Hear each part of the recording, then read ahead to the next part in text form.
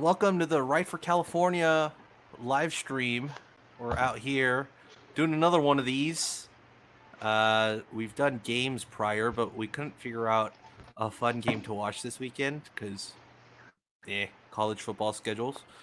So we figured since we're only a week out from Cal's season opener, we do a prediction preview show with everyone watching, get fan questions, talk to you guys, see what you guys think, along with, if you wanted to ask us any questions that you had, we'd love to talk about it and talk about your hot takes. So here we are. I'm Rob Huang, one of the editors for Right for California, along with our fearless leader Avinash and our editor in chief Nick. How are you gentlemen doing this afternoon, 3 p.m. on a Saturday? I'm doing all right. I'm fully subdued thanks to mind-numbingly boring Big Ten football on my television. And so I'm looking for something a little bit more exciting to talk about, and that's the goddamn Pac-12, baby. Happy Halloween. Aloha. Glad we're all doing well on this day of reckoning, of costumes. I see Rob is dressed up as a Cal fan. I see Nick is dressed up as a Cal fan. And I'm a bear. I don't know if it's appropriate, but I think it is on brand. And there's Marshawn.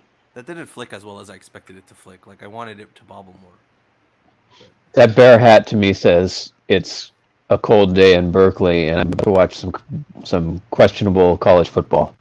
So I love it. Yeah, that's it is chilly. It does. Obviously, bring the hat. That's when you know it's cold. It's like Groundhog's Day, but for Cal fans. And temperature. No doubt. Check.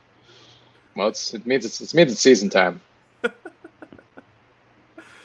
Well, before we dive into some of our preview stuff, I just wanted to let whoever is watching right now, which was about 5 people, why we have this. Basically, we wanted to be able to do some more engagement with our community, with the guys and people and gals, and whatever you may be, that interact with the Right for California community. We felt the need to do so even more because of the pandemic and all that, and we can't be at games in person and with each other. So we're going to try and make up for that for you and do all these live streams for games and, previews like this so that, your voice is heard. We're all fans just as much as you are. And that this is more of a show for all fans to voice their opinions and get it out there, and we can converse about it. So yeah, that's why we're doing this. We're planning to do a watch along for every single home game. We have that scheduled already. We have some guests lined up for some of the watch alongs too, either opposing teams or even some former players to come on and watch a quarter of the game with us and explain to us what's happening and their thoughts and how we're all going to be face palming in certain moments together as a fan base. And you can watch that all on stream on our YouTube page. If you're watching on YouTube right now, please hit the like and subscribe button. We'd greatly appreciate it. The 100 people that did it this week gave us a custom URL, so you can now find us at youtube.com/Right for California. We no longer have that like randomized 7 capital U lowercase m whatever it may be type of address. So yeah, that's what we're going to be doing here. And we're not going to be all serious. We're going to be fun. We're going to talk about random crap. If you have any random crap you want us to talk about, drop it into the comments because we're watching and checking all of that. So anything else to add, gents? Or did I cover all of our bases? This is a very serious production. That's all I want to say before we get started with the legitimacy. We are super professional. There's clearly a lot of thought has been put into this production. We spent all of 25 hours putting this together. More like 25 hours, and then you guys couldn't get into the Google Doc that I sent because I forgot to change the restrictions on it. So more like 2 hours. But we started it 25 hours ago. I'll say I've written somewhere north of 5,000 words previewing Cal so far this year. So now I just get to regurgitate it on video instead of in writing. And I've read 5,000 words. So I think that that puts us even into the consumer versus commenter type of dynamic we need here. So we at least have one reader, which was obvious. Two readers, including Yeah. myself. So two readers. Kind of my and then job. one reader. Yeah.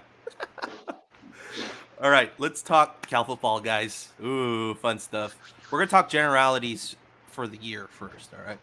Let's talk about this squad coming up, the Cal football 2020 team. What are our strengths on the offensive side of the ball? Anyone want to go first? Yeah, well, I want to go first because I've been thinking about this, and the more I think about it, the more stunning it sounds, but the more true I think it is. I believe that Cal's biggest strength on offense is their ability to throw down the field successfully. And that has not been true for 4 years since Davis Webb left at the end of the 2016 season. Each of the last 3 years, except for brief flashes when Chase Garbers had the light switch go on and was healthy last year, Cal has not been able to either protect the quarterback long enough or have the quarterback with the accuracy and decision making or the wide receivers to get open and make plays to actually make plays down the field.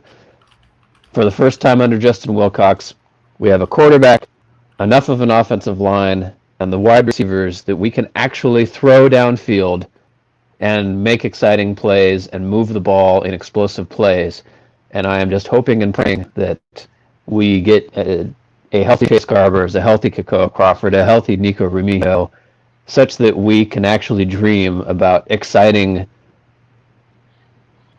athletic offense for the first time in the Justin Wilcox era. That's our offensive strength, and I hope to God we play to it under a new offensive coordinator. I don't know how you follow that, Avi. Our offensive strength is that we are returning an offense. Well, that was true 2 years ago, and it was not ultimately a good thing.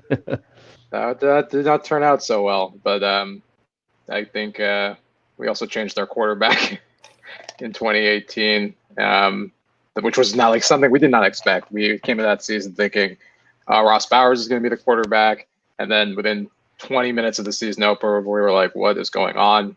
Who are these new guys?" This year we have basic continuity at every position. Chase is going to be the starter. Chris Brown is going to be the starting running back. All of our wide receivers, for the most part, are back, who were regular rotation players. And our offensive line is intact, and we're returning Will Craig, who was out all of last year. We have a steady at least 6 to 8 offensive linemen that we can put out there and feel confident that they would go out and do good work. So our starters are probably, I would say, outside of USC, the most complete in the Pac-12. So it would be, even though we're having a new system installed, and it's definitely going to be a lot of adjustments and probably will take a year or two to settle into. The biggest thing is having that talent level that will be able to go out and produce at a level that everyone feels comfortable with each other, everyone knows their roles, and I think that's a good place to be in a year of transition for a lot of teams. I mean, I think those are two solid points. Do you guys have any other takes on the offense? We talked about the offensive line. Nick talked about throwing downfield, which throw it downfield. Always throw, always pass, never run. But you guys get any other offensive strengths in your opinion? I mean, I think you got to talk about just Chase Garbers year 3, coming off of such a strong performance in ultimately what was half a season. But for Cal, that's a big advantage, in part because it's good to have a competent returning quarterback any year, but particularly in this bizarre year with so many Pac-12 teams turning over at quarterback as well.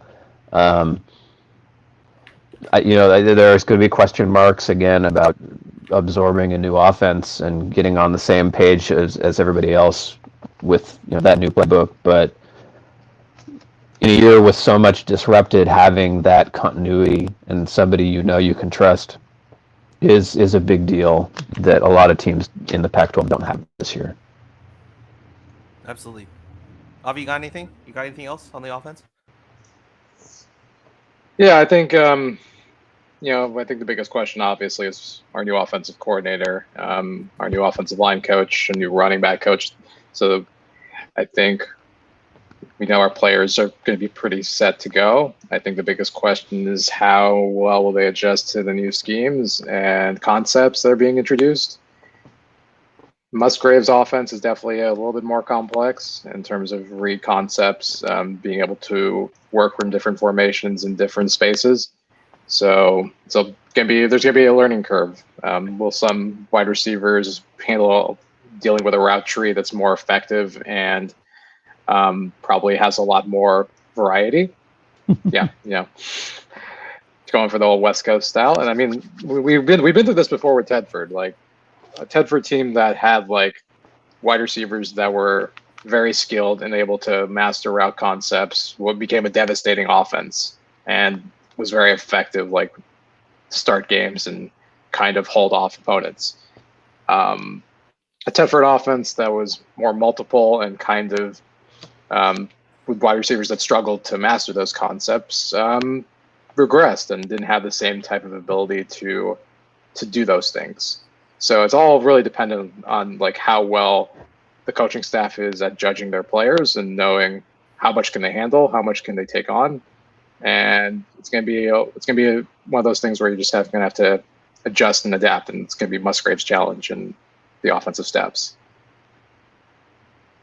I mean, let me ask you this, guys, this on the Musgrave offense. I mean, I'm usually the one that practices, but we're not allowed to any of these practices right now. So we're going off of what coaches are saying, and there's a lot of coach speak, but we haven't really heard anything about the actual like scheme of what they're running. They did, I think, Musgrave did talk about the Erhard Perkins, and Trace from Cal Rivals asked him about that too in his like coaching interviews, and he talked about how they're somewhat bringing that concept to the offense for Cal this year.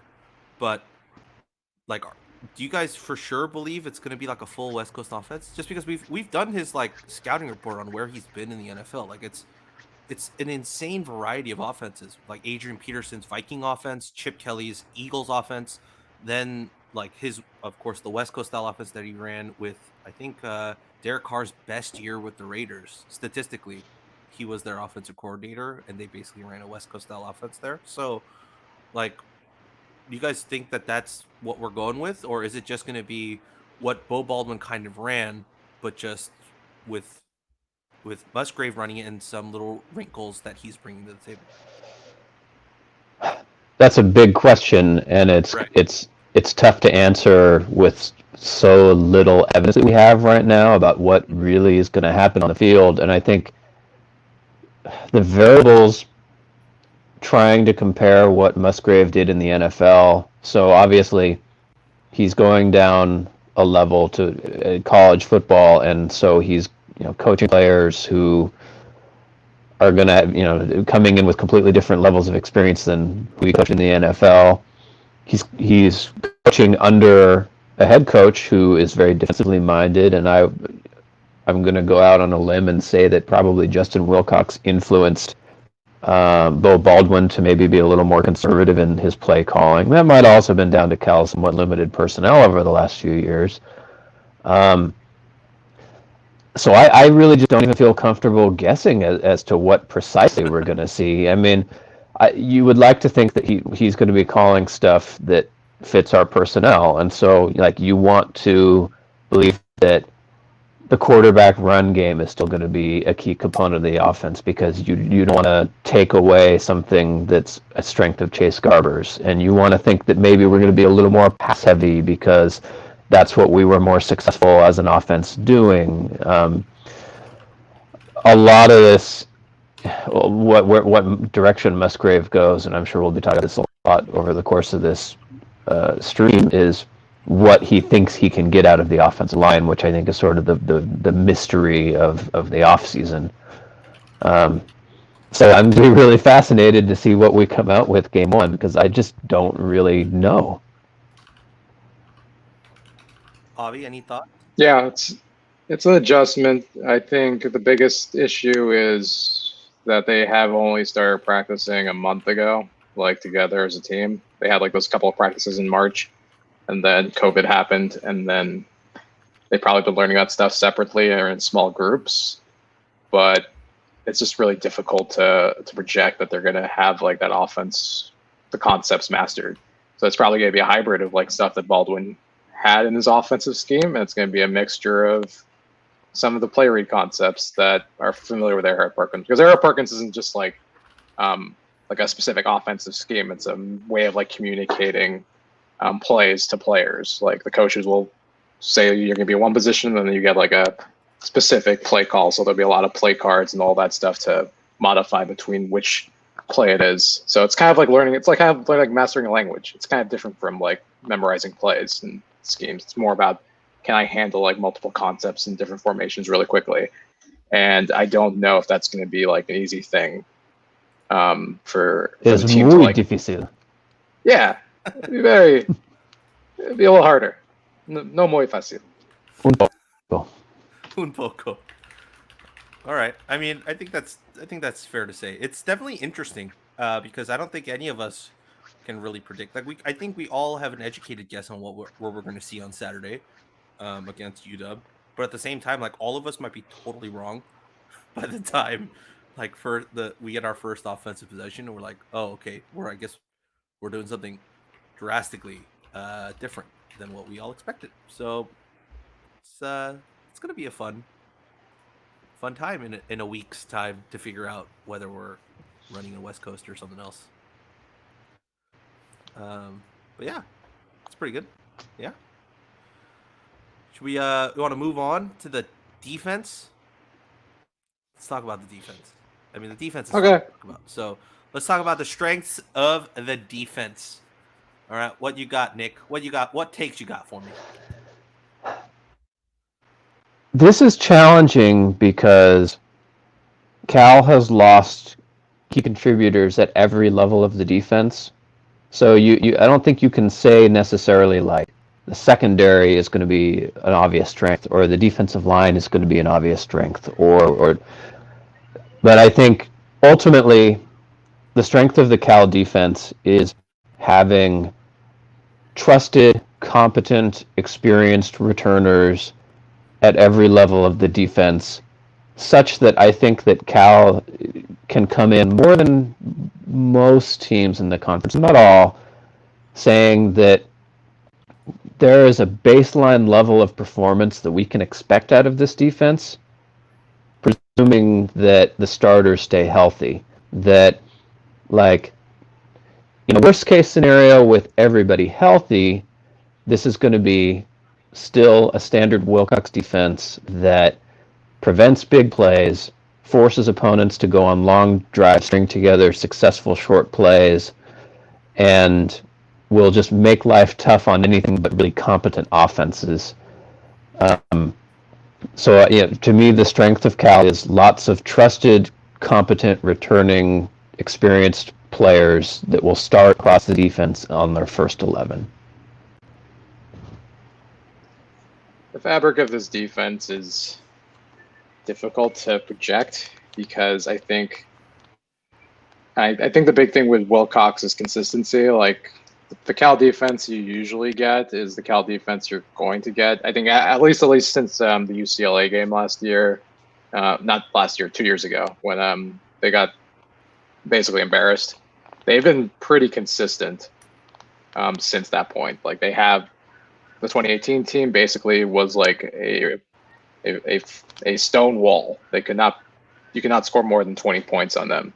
And then the 2019 version was not as good, but it still had a pretty narrow type of bandwidth. Like they would usually give up somewhere in between 17 to 24 points. Like I think if you go back to most of Cal's wins and losses last year, the defense was pretty consistent outside of the USC game and a Utah game where we had no offense. So I generally expect consistency from Wilcox's defenses, and I don't think that's going to change much this year. I think it really depends on specific parts of that team getting better, particularly the front seven, which struggled a lot last year. Was not as good as it was in 2018. Actually dropped considerably in production. So the defensive line which was a weakness last year, will have to be a strength. Whereas the linebacking core from last year was a strength. Will probably be a little bit more variable. But I mean, there's a lot of things to like. It's just losing a lot of talent that will need to be patched up could lead to, the same type of results we saw last year. And I don't expect an elite defense, but I don't expect a bad one. I think that's fair. Yeah. I think Hithladay, who does the Oregon play breakdowns, he's a big proponent that the reason the Cal defense took a step back in 2019 was the loss of Chris Palmer, like that 300-pound bowling ball that plays the nose guard. And then on top of that, we didn't have CU or Aaron Maldonado for a few games to start off the year. And I think that's a big part of why they put Brett Johnson at nose guard when I think realistically his best position is probably at defensive end. So having that and then lacking that depth and not having that bowling ball that can eat up the center and possibly a guard, took away from just the variety of looks that you can give guys. So hopefully with the new class that's been brought in and you look at the defensive line, like it's pretty fun looking at the measurables, right? If you look at the Cal roster and you look at my boy Stanley McKenzie, who by all means on Twitter looks amazing, and looks ripped and ready to go. I think you have guys there now that fill that body role and that type that you've been looking for and have been missing out. And I think that probably opens up more of the play you get on the outside and from the linebackers behind him. So hopefully that's kind of the void that gets filled here. But that's going to have to play big roles to be able to move Brett Johnson around, and we'll see more fun with that, right? Anyone else? Got some takes on the defense? Or does anyone have any questions on the defense from the chat too? If you have any of those, throw them in there. If we're moving in on weaknesses on the defensive side, or at least my concern is, I think we're generally pretty confident about who's starting, but the depth chart, like the twos on defense, are almost universally going to be true freshmen or redshirt freshmen. And while I'm generally bullish about the ability of Cal's defensive brain trust to prepare players to play, that's just a tough position for guys to be thrust into in their first or second year of the program, unless they're elite blue chipper type prospects that Cal just generally hasn't had. And like we saw a little bit last year when Cal had some injuries at outside linebacker, they had to throw some guys out who I'm sure will be good players, but they just weren't up to the caliber of the experienced guys yet. And so it's I think we're going to get into COVID concerns later on in the podcast, but if there were a specific group of people that I want to see hermetically sealed into isolation, it would be the 11 guys starting on defense, because I just don't know if that depth is there yet. Yeah, I would say the biggest thing with the defense, they're getting a bit of a gift this year because they're not really going to play an elite offense. I think the offense they would play was hypothetically Wazoo, but we don't really know what Wazoo is at this point. Really, none of the other offenses scare me outside of maybe Oregon, and that's just because Oregon is really deep. I'd try out Arizona State. Maybe ASU, I don't really understand. I mean, ASU was a really good defense last year. Their offense just had like a couple good games, but for the most part was really consistent. So I'm not really worried about playing like an elite unit. We're not playing USC. That's the only good offense, or really good offense, that can really like cause issues. So I think this is a really good year for development, and I think this team is returning, I think, most of their talent, at least outside of linebacker, next season. So I would imagine we're going to see a lot of reps for a lot of guys that probably would not play in a regular season, because this is a good. This is just like this is a strange year. We have a lot of flexibility and we have a lot of talent, and I think as long as we're not like getting blown out. I mean, if we're getting blown out, then who knows what we'll do. But Cal has a lot of flexibility this year, and it'll kind of like a throwaway. They'll have a lot of things they could do. Mm-hmm.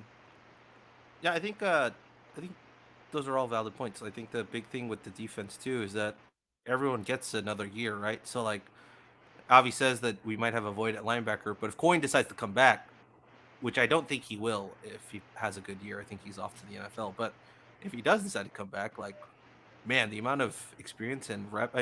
This could be said about any team in college football this year, right? But for us, I think just talking about us, like, man, to get some of that depth behind and what Nick was talking about is get the true freshmen some reps. And this year doesn't really count, but they get 6 games in, and then starting next year, they're another 4 years of eligibility with 6 games under their belt. Holy moly! And with this defensive staff that can cultivate that talent too, woo, I'm ready. Don't think this was on our agenda, but we had a question about special teams. You do. Jacob S. asks, love the site and the podcast. Thoughts on special teams? I'm a bit worried with all the turnover. Also, come on, you Spurs. Guess that's to Nick. So, yeah, you want to talk As about... all right-minded people think. Special teams. Should we talk about the strengths of the special teams, maybe? And then we'll add that to the weaknesses of the special teams, too, when we go to the weaknesses. Yeah. I mean, to me, the obvious strength on special teams is Nico Remigio as a punt returner. He's an experienced guy. He's got athleticism. He flashed good return skills last year. There's no reason to think he won't be at least as good this year, maybe better. I would say that literally every other aspect of special teams right now is a gigantic question mark because we don't know a ton about any of the specialists. I guess if I were to pick of all the question marks that I'm the most optimistic about, it would probably be punter, just because Dario Longhetto had some cameo appearances as a punter last year, and he did all right. And so for our new punter Sheehan to pass him on the depth chart and take that starting position implies to me that he must be performing pretty well in practice to pass up Longhetto. But yeah, we're not returning anybody at punter, kicker, or kick returner, and so who knows? And it's not like our return and coverage units have ever been really great under the current coaching staff. So I think there's reason to be cautious about pretty much every aspect of special teams this year, and hopefully the Wilcox method of just finding ways to make special teams really low impact continues this year. Avi, you got anything? I don't really follow special teams that much, unfortunately. It's kind of one of those like things where it's like I have no like projections. I don't know who our kicker is. I don't watch kicker video or punter video. I mean, I know Nico is like really good at punt returning. I just go with like how historically the units have performed, which has not been good. I think I've expected a lot more from special teams, and I haven't really gotten it in the Wilcox era.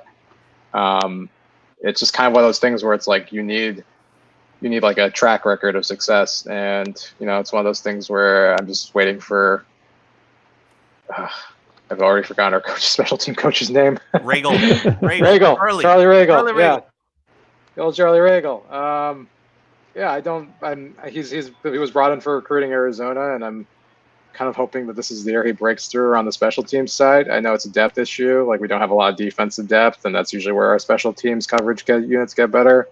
And when depth gets better, special teams gets better. So hopefully he's doing his job on the recruiting side to get bodies for that side of things. And I'd be very surprised if Longhetto was not the place kicker and Sheehan was not the punter and Remigio was not the punt returner. Now, kick returns is a totally different question. So it used to be Ashton, but kick returner is usually the simplest position to solve for. The fastest guy. Because who is the fastest guy on the team, and can he catch a ball? Usually, the answer to that latter question is yes. Who is the fastest player on the team right now? We lost Chicky? our I think it's up for debate. There's a bunch of guys that would say that they are the fastest guy on the team. It's a very pretentious, like it's a very it's a question that would spark a lot of conversation if you ask that on at any given practice. Who's the fastest guy? Like if you, I guarantee you, if you ask that to the guy that was standing at the banner and some other guys that were walking past heard, if he said he was the fastest guy, you would just get laughter and like banter from behind. Um, I would have to suspect. I mean, there was that. I mean, we talked about this, but there was that Cal coach who put out that Instagram post of Nico's speed, which was I think 22 miles per hour, and then Chiggy's speed, which was like right under 22 miles per hour, like top speed. But from tape that has wiggle, like the one that gets me the most, at least from their high school film or huddle tape, is Justin Baker. He's the wide receiver, so he can definitely catch the ball, and he has the speed. I don't see why, if you can't get him on the field at wide receiver, get him some looks that way. I wouldn't be surprised if they do so. I have heard they've tested some of the defensive backs out at kick returner. I don't know which ones, but I would assume, I mean, some of them are fast, like really fast. So it'll be interesting to see how many of those actually play out. But we have a question from Tommy. In 2012, CJ Anderson ended up sharing the backfield when it is now obvious he was better. His current running back is probably not getting enough touches. That's tough. That's actually a really tough question. I don't really think that's going to be an issue this year because we only have 2 experienced running backs, and they're both going to get touches. So unless it turns out that Marcel Dancy is an NFL quality running back, I don't really think that'll be an issue this year. The issue is how much can you get the younger guys into the mix? Because you know what Chris Brown gets you, you probably know what Bradrick Shaw gets you, and you also know what Dancy gets you. Do you have enough touches there to throw in like a Chris Strait or to Carlos Brooks? Like, do you have enough there to do that? I don't know if there is, unless they go like 2 running back sets quite often. But then if you are at that point, then why wouldn't you use Zach Angelillo or the Kentucky transfer fullback, like as a H-back? So yeah, I doubt that any of our new running backs are so over the top talented to really justify immediate playing time. Also, just one last thought on special teams before we move on to our next topic. Please. I've always been an advocate for aggressively going for it on 4th down. With a brand new kicker and the best offense we've had under Justin Wilcox, this is definitely the year to batten down the hatches and go for it on any marginal 4th down attempt on the season. Because I am definitely afraid of #college kickers this year. Well, we don't know exactly like how much this offense is going to leap. Like last year, I think they never got above like 70th in S&P. So I think at the end they were like 80th, if I remember correctly, like somewhere in that range. So they got dragged down by some of those awful games while yeah, but even before Garbers that was game, unhealthy. I mean, we were all at the North Texas game when Garbers was healthy. So we True. That's the mythical game now. That's the hero's nadir prior to his rediscovery of strength and virtue. Yes, that is the hope. Yeah, we just have to see. It's still like a wait and see. Is like whether this offense can jump into an elite category or even the top 40. I mean, I'd be happy. Yeah. I'd be so happy with top 40, but they haven't cracked like even the top 50 percentile. Like they're still not like a top 60 offense. Yeah, they have a lot of work to do. Apparently, Twist and Hook is the fastest player. I don't know. Fastest they were. We're still going by the rules that we only put Twist comments in when they contain a blatant typo, right? Yes. Yeah. Probably the fastest. Probably the fastest player at shuffleboard. That's probably the most fastest he'll play. Uh, but yeah, we talked about the strengths. We talked about offense. We talked about the strengths of the defense. Let's move on to. We can talk about some criticism here. We can talk about the weaknesses of this Cal team that we think is going to be a weakness. Let's talk about the offense. What weaknesses do you foresee, gents? The offensive Um, line to me is I don't know if it's a weakness, but Garbers is an established good quarterback when healthy. C.J. Anderson is an accomplished, competent running back. We have 4 wide receivers who excelled at various points last year. Again, health issues aside. The offensive line also has that health excuse, maybe more than any other unit on the team. But the reality is, Cal, basically gave up the most sacks in almost the entire Power Five last year. Was I can't remember if they were last or 11th in the conference in yards per run. The offensive line was a liability last year, and while I think that there are very, very good reasons to be optimistic about the line this year, it's one of those things that you have to show it to me before I assume that the performance is going to be markedly better. And so the offensive line is to me that by far the biggest question mark on the offense and maybe the team, where there's just a wide range in possible performance. Yeah, piggyback off of what Nick said. I think explosiveness. We just are not an explosive team. We haven't really had an explosive playmaker during the Wilcox era. So our offenses have kind of, well, I mean, when Demetrius and Stovall were here his first year, they were kind of okay. But since then, we have kind of regressed backwards. I think the biggest issue is just not having an ability to stretch the field. And we might have that ability to stretch it this year with some of the new freshmen coming in. I don't know if they're going to get playing time because of the strange COVID situation.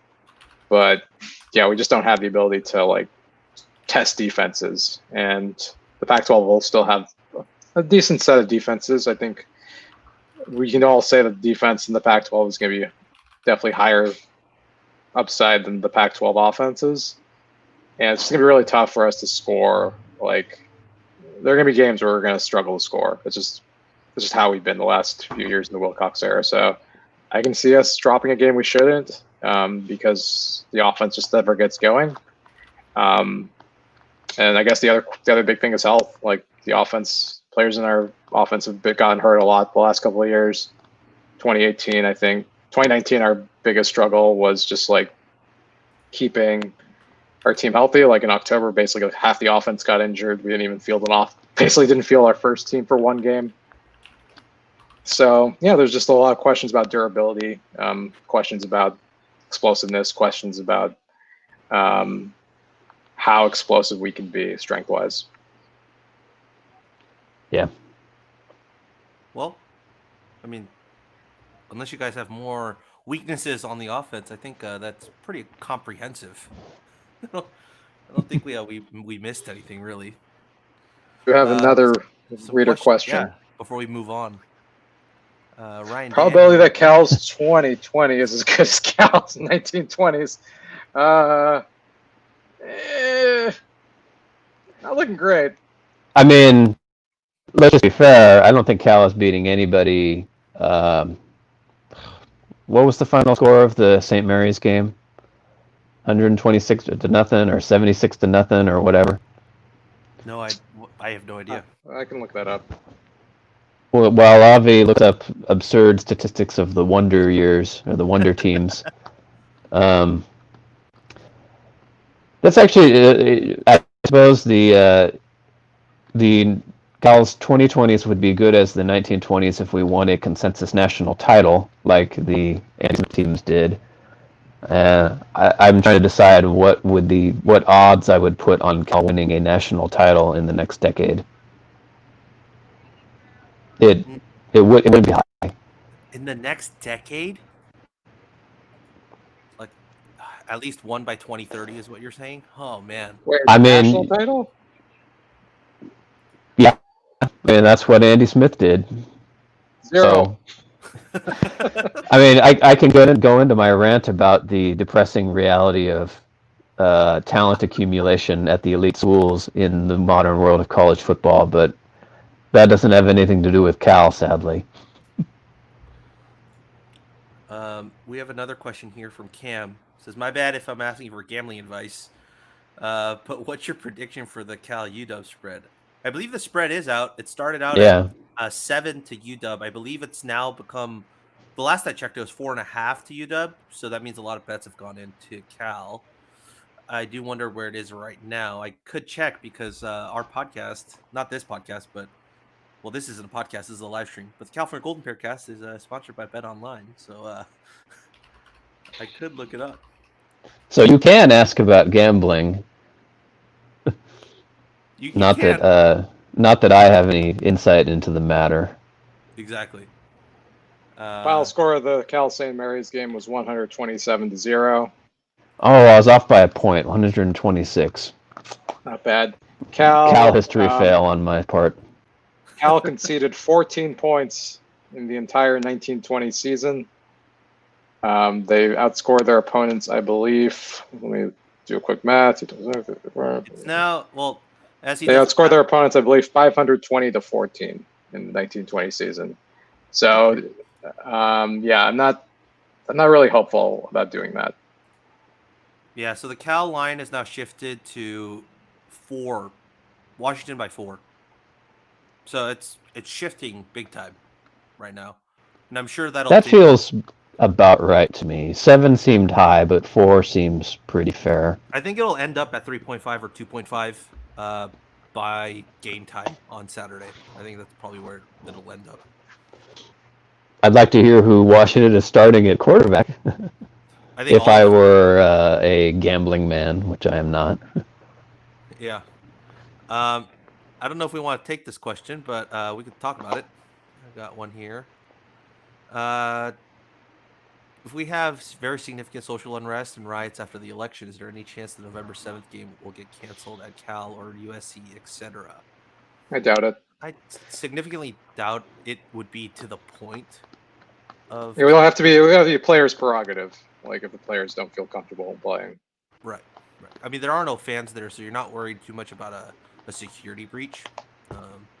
Just players. So. Yeah, I mean it's just gonna be like similar to how the Bucks sat out in the NBA. They'll have to be the players taking that initiative. Yeah. Well, I hope that answers your question, Tommy K. Jacob S. Yes, that's what we were talking about. It's at 4. Cam says Bravado is the worst. Still see a line yet on my phone. See, that's why you should go to betonline.ag, man. You can use a code from the California Golden Bearcast. I think it's blue. Coupon code BlueWire. Get that bag, Robbie. Get that bag. Yeah. I don't even know if I get anything for doing this, but who cares? It's an ad for the podcast. I'll push it if it does more for us.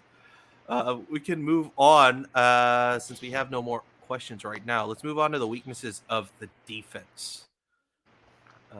I kind of jumped the gun a little bit and gave mine already with the depth concerns. Yeah.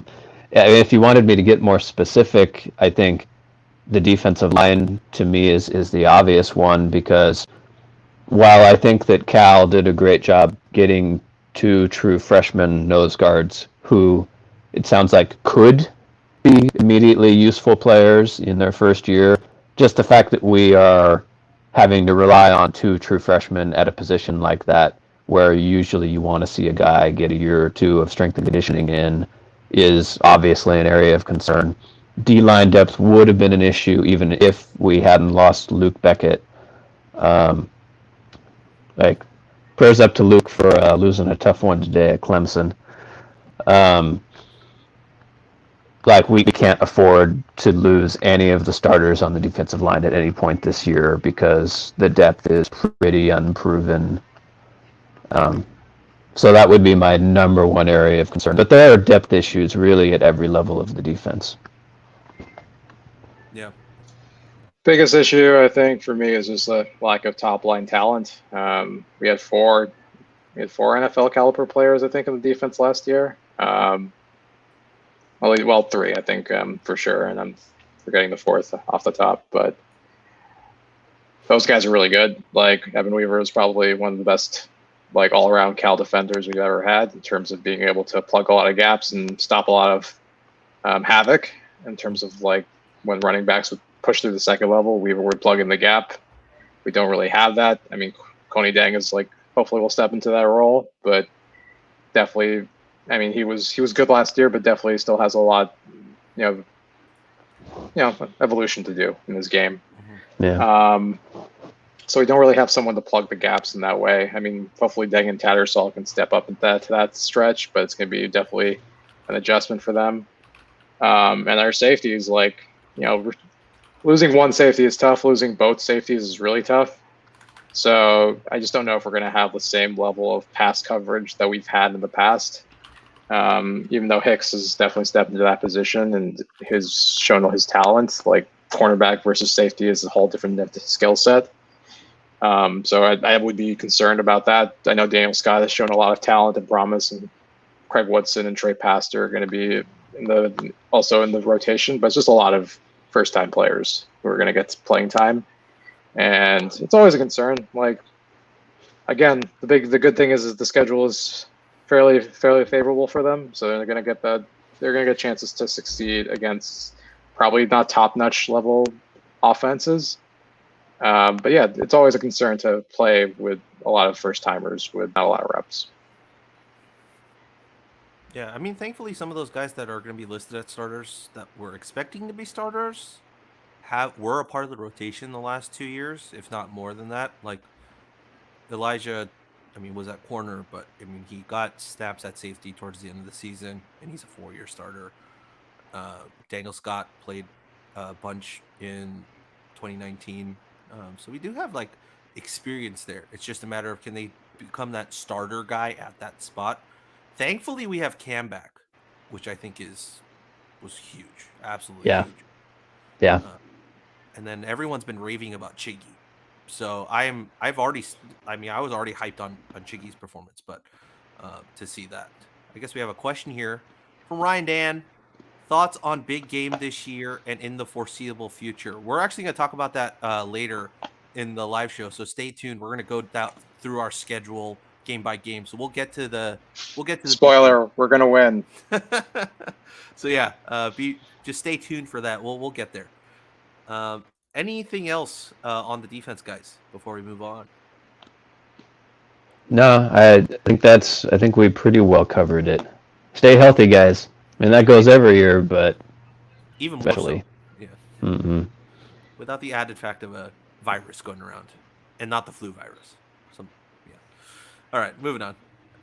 We're going to talk about one last thing of generalities before we move into our game-by-game breakdown. We're going to talk about successful season / disaster or unsuccessful season and the differences between the two. So let's talk about a successful season first. What do you, in your guys' opinion, what happens, like generally in the season, that gets us a successful season this year? I got a long list of these because I might be plagiarizing myself from what I'm basically in progress writing for Monday in the final sort of wrap-up preview. But Ooh, so sneak peek preview. Yeah. Spoiler alert. If this year is more successful than like whatever the Vegas prediction or our own predictions might be, some of the things that I think would have to happen, and one,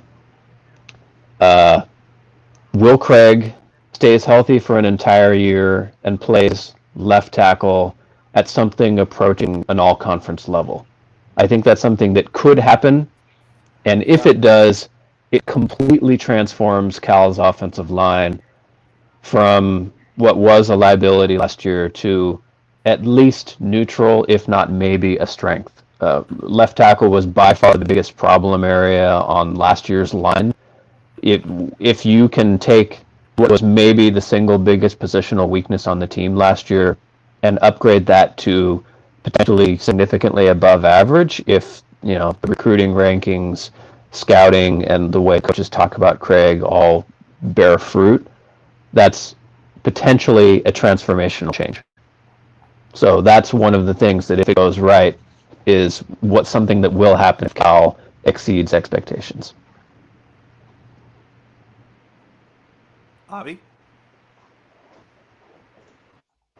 Yeah, I really don't have a ton of um, particular points where Cal will be successful versus not successful just because of the uncertainty of COVID. I think it's honestly just going to be like we'll have less COVID cases than other teams. I really don't have any sort of like underlying factors to like who performs well and who doesn't perform well. Just because when you watch the quality of play in college football this season, it's way down across the board. You have teams that are like getting upset one week and then coming out the next week. Like Michigan State, like it loses to Rutgers a week ago, a team that's been like plagued with issues for years, and then comes out the next week and beats Michigan. Like there's just so much variability this season, whether it's due to COVID, whether it's due to dealing with like social isolation, whether it's dealing with factors that are so not usually seen in a college football season, limited practice time, canceled practices.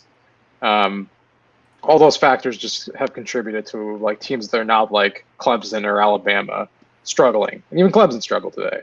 So it's like it's not like a specific thing where I can be like, oh, if Chase Garbers is great this season, then Cal will definitely win 7 games. I can't say that because, what if we lose half our offensive line 1 week to COVID, or what if we like have like specific issues? So if I'm thinking of non-COVID specific, I think it's just going to be making the least amount of mistakes. I think this season is just a season of transition for the Pac-12. There's no dominant team. So a successful season will be just a team that is like executing very strongly, knows its core principles and fundamentals in both offense and defense, and makes the least amount of mistakes. Like when Cal made no mistakes or few mistakes last season, they won, and when they made mistakes, they lost. So I think it's a matter of avoiding penalties, avoiding turnovers, being careful with the football, being able to win field position battles, and just being very strong in their fundamentals. I think it's going to be a matter of that in the season that's so strange. Well, Nick, I was looking something up just now to back up your point. There was only 2 players above Will Craig list in the 2018 like recruiting rankings on the West Coast that were better rated than him on the offensive tackle spot from the West Coast. Okay. One of which is a modern day guy, I believe, who's at I can't remember if he's at SC or Alabama. Actually, no. I actually think he's actually number 2. So Will Craig is actually number 2 in offensive tackles from the class of 2018 on the West Coast. Do you know who number 1 was? Sewell? Penei Sewell was number 1. So in terms of like projection and Bye-bye, Panay. Glad you're leaving. the floor. I think that's a reason to be optimistic. I'm not saying he's going to turn into the next Penei Sewell, but at least we know that the talent level was there to where he was rated the second best guy right behind Sewell in this. Well, and of course, being right behind what, at least at the college level, was a generational left tackle. Right. We'll see if he's a generational left tackle at the NFL level. Might go number 1 overall. That's nothing to be ashamed of. Nope. And it just shows you how injuries can change a career path. I'm not saying that Will Craig would be prepping for the NFL draft right now if he stayed healthy, but maybe he would at least be regarded already as the best left tackle in the conference with Sewell leaving. Yeah. I do remember the team last year being super devastated that Craig got injured because that forced a lot of offensive linemen to shuffle positions. And really have to take on roles they didn't want to take on last season. So the good side is they got a lot of reps and now they're ready for this season. Right. Like I think McCabe Matauer has been raved about as like going to be a breakout star this year at guard. Braden Rome, one of the other guys that they've been raving about on the offensive line too. Right, Braden Rome have huge bodies on the offensive line that got reps last year. So that's, I think, a reason to be somewhat excited. Yeah, like last year, guys were starting by default because there Right. was nobody else.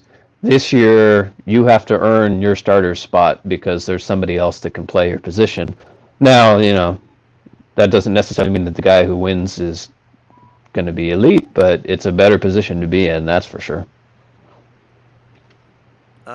Yeah. Do you guys have any other things that you think need to be happen for a successful season?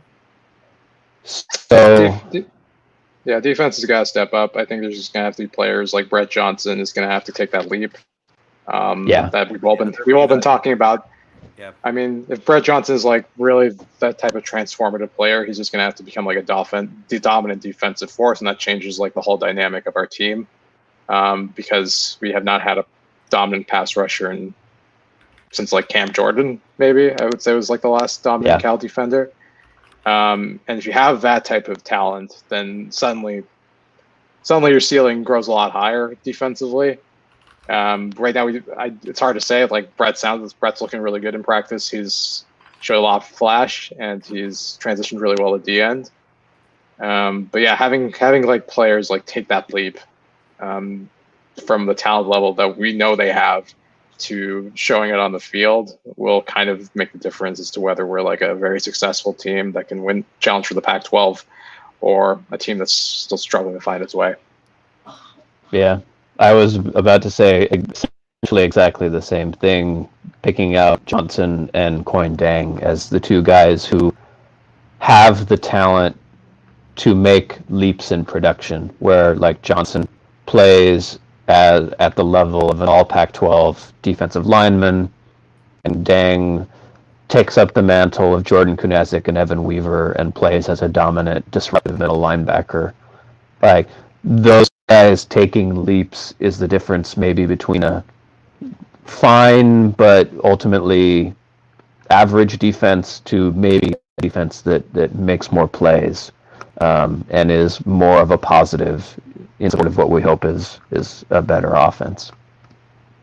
And it could be someone unknown too. It could be someone like Evan Tattersall, who we've heard a lot of things about, who can be really talented. It could be someone who takes a leap that we don't expect. Like no one expected Evan Weaver to become one of the best Cal defenders in our history. Like 2 years ago, like in 2017, he wasn't even a starter. Like he only became like a starter like halfway through that season. Like our best defensive performances in 2017 didn't even involve Weaver, and then 2018 he becomes like an integral part of that defense. So it could be just these players who come out of nowhere to who put in the work, get the reps, and are suddenly like all Pac-12. Like that happens at Cal all the time. I mean, if you guys read my defensive line preview, I'm sure you got this. But for the people that didn't and are listening on the chat, I'm gonna give you two stat lines, right? You tell me which one's Brett Johnson's. Got one is 13 games, 8 solo tackles, 3 assisted, 11 tackles for 11 total tackles, 3 tackles for loss, 2 sacks, 1 pass defended, or is it 13 games, 9 solo tackles, 17 assisted, 26 total tackles, 3.5 tackles for loss, 1.5 sacks, and 1 fumble recovery? Is it A or B? Is B. the other option another player? The other option is another player, and I'll tell you who the player is afterwards. But I'll go with A. Avi says A. I'm going with B just for the sake of division on the live stream. B is actually a stat line that belonged to Brett Johnson. Now, that being said, do you want to take a stab at who A was? Was it Tyson Alualu? No. Thibodeau had better stats than that, right? I think so, yeah. He had, Okay. I think, 12 tackles for loss and 9 sacks. Okay, yeah. It's going to be someone flunky. I don't even know what's going on. No guesses? No, not that I no. That's Aaron Donald's freshman year at Pitt. Oh. Come on, man. What are you doing? It's just for fun. I honestly, I just looked it up just to see like a dominant NFL defensive tackle. I looked up Aaron Donald and a bunch of other guys, but Aaron Donald's was actually the most comparable, numbers wise, other than the total tackles. The Yeah, it was just they play. Because basically Johnson got more playing time than Donald did. Sounds like. Yeah, that's what it kind of sounds like. But then and then you look at Aaron Donald's stats from like freshman to sophomore year, and then sophomore year has 16 tackles for loss and 11 sacks. So, like that's a That's what we're talking about. That's what we huge need. jump, huge jump. But I mean, maybe that's the jump that we see Brett Johnson make. I mean, to be fair, he's the only guy that's listed as a position group and not a position on the roster, right? He's the only guy that's listed at DL. Everyone else is DE, NG, like that's or DT, like that's their thing. But I mean, to be fair, in a 3-4, it's like really hard to be able to play nose guard and D end. Like, right, you'll have those positions. You'll have the positions where like a D end will line up as a nose guard, but that's usually only as a pass rusher because you have no nose guards, right? You're doing even odd fronts, despite the fact that you're running a 3-4. You'll just have a linebacker and stuff. So yeah, right. And that's the thing that we've never seen with the Wilcox defense is a defensive lineman who's just consistently disruptive on like a drive-by-drive basis. And I can't wait until we get a Wilcox defense that has one of those guys. Maybe Brett Johnson will be that guy this year. That's the hope. Yeah, just well, it's we have like 17 viewers right now. I think we had 25 at one point. Yeah, if you guys are here, just leave your comments, leave your questions. We're talking Cal, but we want to hear from you guys because you obviously will have a lot of thoughts about the season preview. Just feel free to leave them. Yeah, your guys' matter as much as ours. Like it's just we're just the faces on the screen. Are we at the time when we start insulting the other Pac-12 teams yet? We are. We're just about like there. Unless we have any disastrous things that might happen to talk about. But we want to talk about Doom. Is it time for Doom? Want to do Doom and Gloom? Oh yeah. Oh, that's right. The opposite. What if the season is a failure? What would happen? Yeah, what happened if the season is a failure? I guess we'll talk about it just a little bit. I mean, we're Cal fans. We need to talk about the Doom and Gloom a little bit. So yeah, what you guys have any Doom and Gloom predictions? Chase gets hurt. Yeah, I mean, so let's set aside the possibility of, a COVID infection running through the team because that's a doom prediction for literally every program in the country right now. We've talked about depth issues all over the place, and so obviously, an injury hellstorm, Cal is less equipped, particularly on the defensive side of the ball, to deal with that. Garbers is clearly critical, and we saw what happened without him last year. So that's an obvious one. I think if this season is less successful than we imagine it to be, one of two things will happen. Either the transition to a new offensive coordinator is a disaster. This offense isn't starting from such a high level of production and sheer talent that we can assume that problems installing the new offense can be easily overcome. And so if the players just haven't had time to learn it yet, if their skill set for whatever reason isn't well meshed with what the Musgrave wants to do, if the lack of practice time is just debilitating because of lack of continuity, those are all reasons that the offense might underperform what we think that they're capable of. And then on the other side of the ball, if none of the guys that we mentioned take a leap, this might be a Cal defense that's competent, but just lacking in difference makers to make big plays, get the defense off the field, and we are similar defense to last year where we're probably still going to prevent big plays, but maybe teams have 7-yard pass, 5-yard run, 6-yard run, 8-yard pass, and we just don't have the playmakers to stop that, and teams nickel and dime us up and down the field all year long, and We're just not forcing turnovers, getting into the backfield. We don't have those guys to drive the way we've had the last couple of years. And so that's my fear on the defensive side of the ball. If we don't have either new players stepping in and making an impact or established players taking their game from one level to the next. So Cal was one of the luckiest teams in college football last year. I mean, we won 8 games with a negative point differential, which is, I still think, one of the funniest stats from last year. It's funny, like I think Washington had an SP ranking of like 14th, and Cal had a ranking of like 71st, and we had the same record, which I find comically hilarious. But there's a genuine fear of regression. I think Cal is not as talented a team in terms of just like all around talent as last season.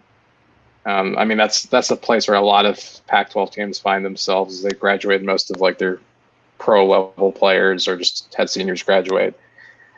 So I think there's a genuine fear of, if we don't have a lot of significant improvement from the young bodies, that this team could kind of just stay in place and be a 3 or 4 win team. And I don't think that's like too far out of the realm of possibility. Cal is not a team that has like a lot of ability to blow out teams. I think our average margin of victory outside of that strange Wazoo game is like probably like a touchdown, maybe 10 points. So unless the offense takes like major steps, which is still very much a point that we're not at, like we just don't have like a talent level that where you can say like, oh, this offense is going to score 40 points this week against Oregon State, or like it's just not who we are. Like Cal didn't hit, I think, 35 points until we played Illinois. So it's just not like a team that hasn't proven like they can be like a consistently offensive geared unit under Wilcox. And if the defense is going to regress, then we could be in a place of just stasis. We're just not moving forward or backward. The good news is our recruiting is really good, and the last 2 classes have provided a lot of talent to kind of start taking that upward trajectory. But it could be an issue in a season where we don't have a lot of practice reps and we don't have a lot of cohesive time together, where the team is just not like functioning at a level that can take the Bears to a 6-1 or 7-0 that we all would love to see, even with the schedule. But it's just hard to project based off of what we've seen in the last couple of years. Yeah. No, it would be really interesting. We're not going to get the counterfactual because we only live in one reality, but comparing what will end up happening this year to what might have happened if the more talented newer classes had the chance to get practice reps and contribute, who knows? Here's to a more normal 2021, please, for the love of God. Yeah. At the very least, like we know that they got the summer workouts in, and like a lot of guys were here working out and doing all that stuff. So maybe that helps. Maybe that extra like 2 months ish of like workouts and stuff maybe got them a little bit more physically mature and ready to play, and maybe that's the little optimism we can hang our hats on for the or hang our hopes on for the freshmen. But once again, who knows? But as Avi said, the recruiting classes the last year and for this upcoming year, they're freaking J. Michael Sturdivant, man. Holy moly. I am so ready to watch that guy play. So, please, 2020, let us watch in person. Time to transition to some reader questions. Ooh. They're leading us right into our next topic. Segue, right, Cam. Segue. Great pivot. Cameron asks, who has a worse season than Stanford in the North this year, and why is it no one? Well, we can add that to the end of our discussion of each team is, are they better than Stanford? And why? Yeah. Nick and I were talking about this before we went live, and I guess we'll talk about it a little bit. But I guess it's unless anyone else has anything else to ask us before we move on to our next segment, we'll give you guys a few seconds because we're on delay here. So if I speak then you guys are probably here a little late. But if you have any questions before we move on to our game by game breakdown, drop them in right now. Give it a 10-second count, maybe. Well, how about this? While we get ready to dive into talking about each team on Cal's schedule, a relevant trivia question for Rob, Ooh. Avi, or anybody in the chat to try to answer. Ooh. How many first team all conference 2020 winners are returning on Pac-12 North rosters this year? How many teams in the Pac-12 North have a player who won first team all conference Pac-12 and is back this year? First team. First team. First team. I'm gonna say like 2. So you're talking about the number of teams, right, that have at least one that's coming Or back? no, how many are there total in the entire Pac-12 North? Ooh. 2. Maybe 1. There's one name I think of that I think it was on that list, so I know one for sure. Unless it's 0, then I'm totally off base here. So I'm gonna go with 3.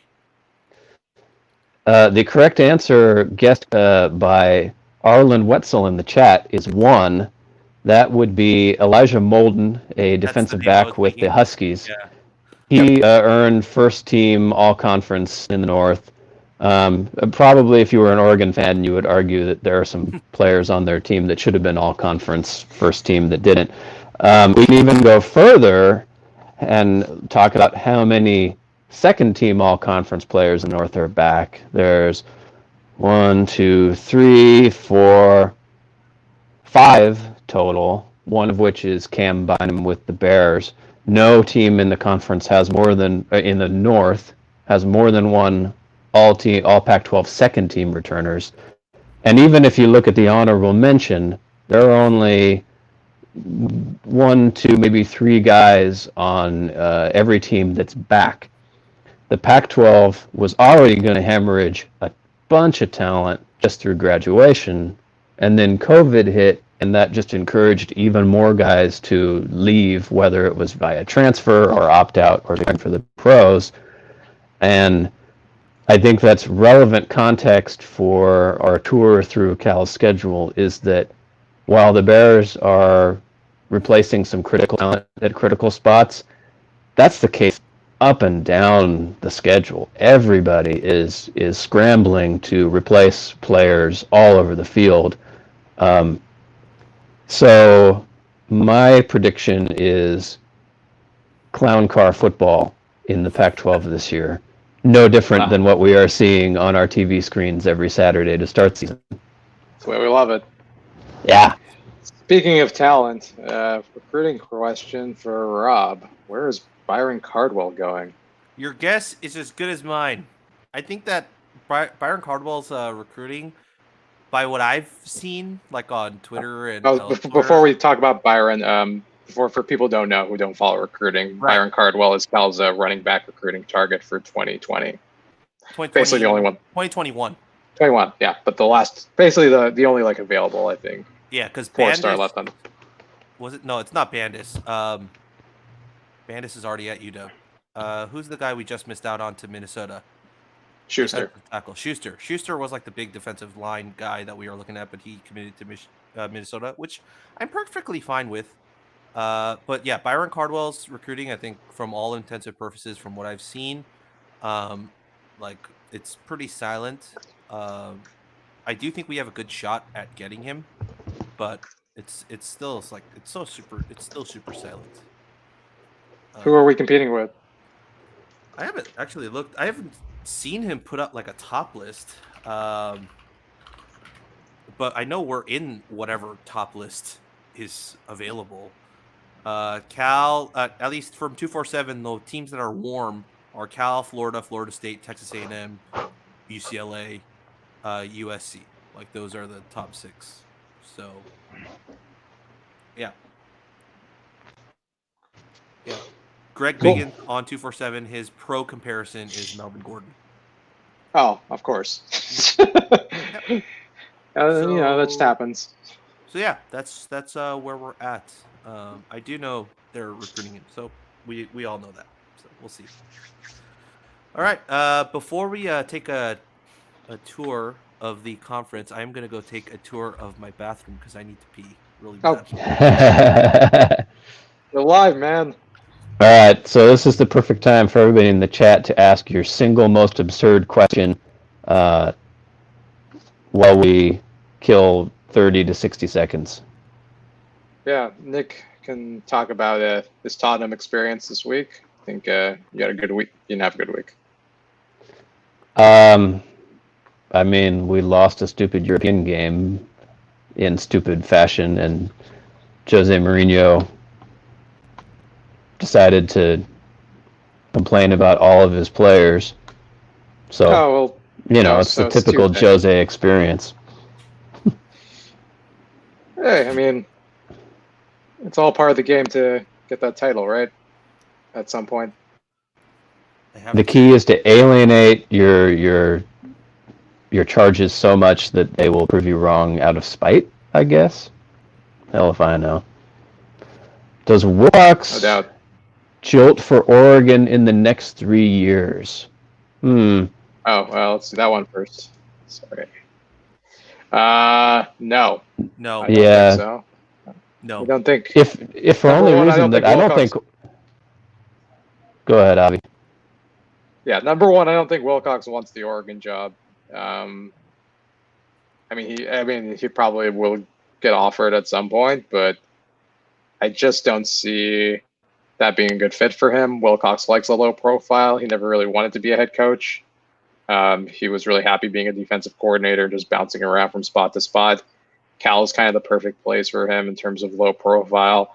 If he were to take a job, another head coaching job, I would imagine it would be something a little similar to that kind of framework, maybe back in the Big Ten in like a kind of like lower level program.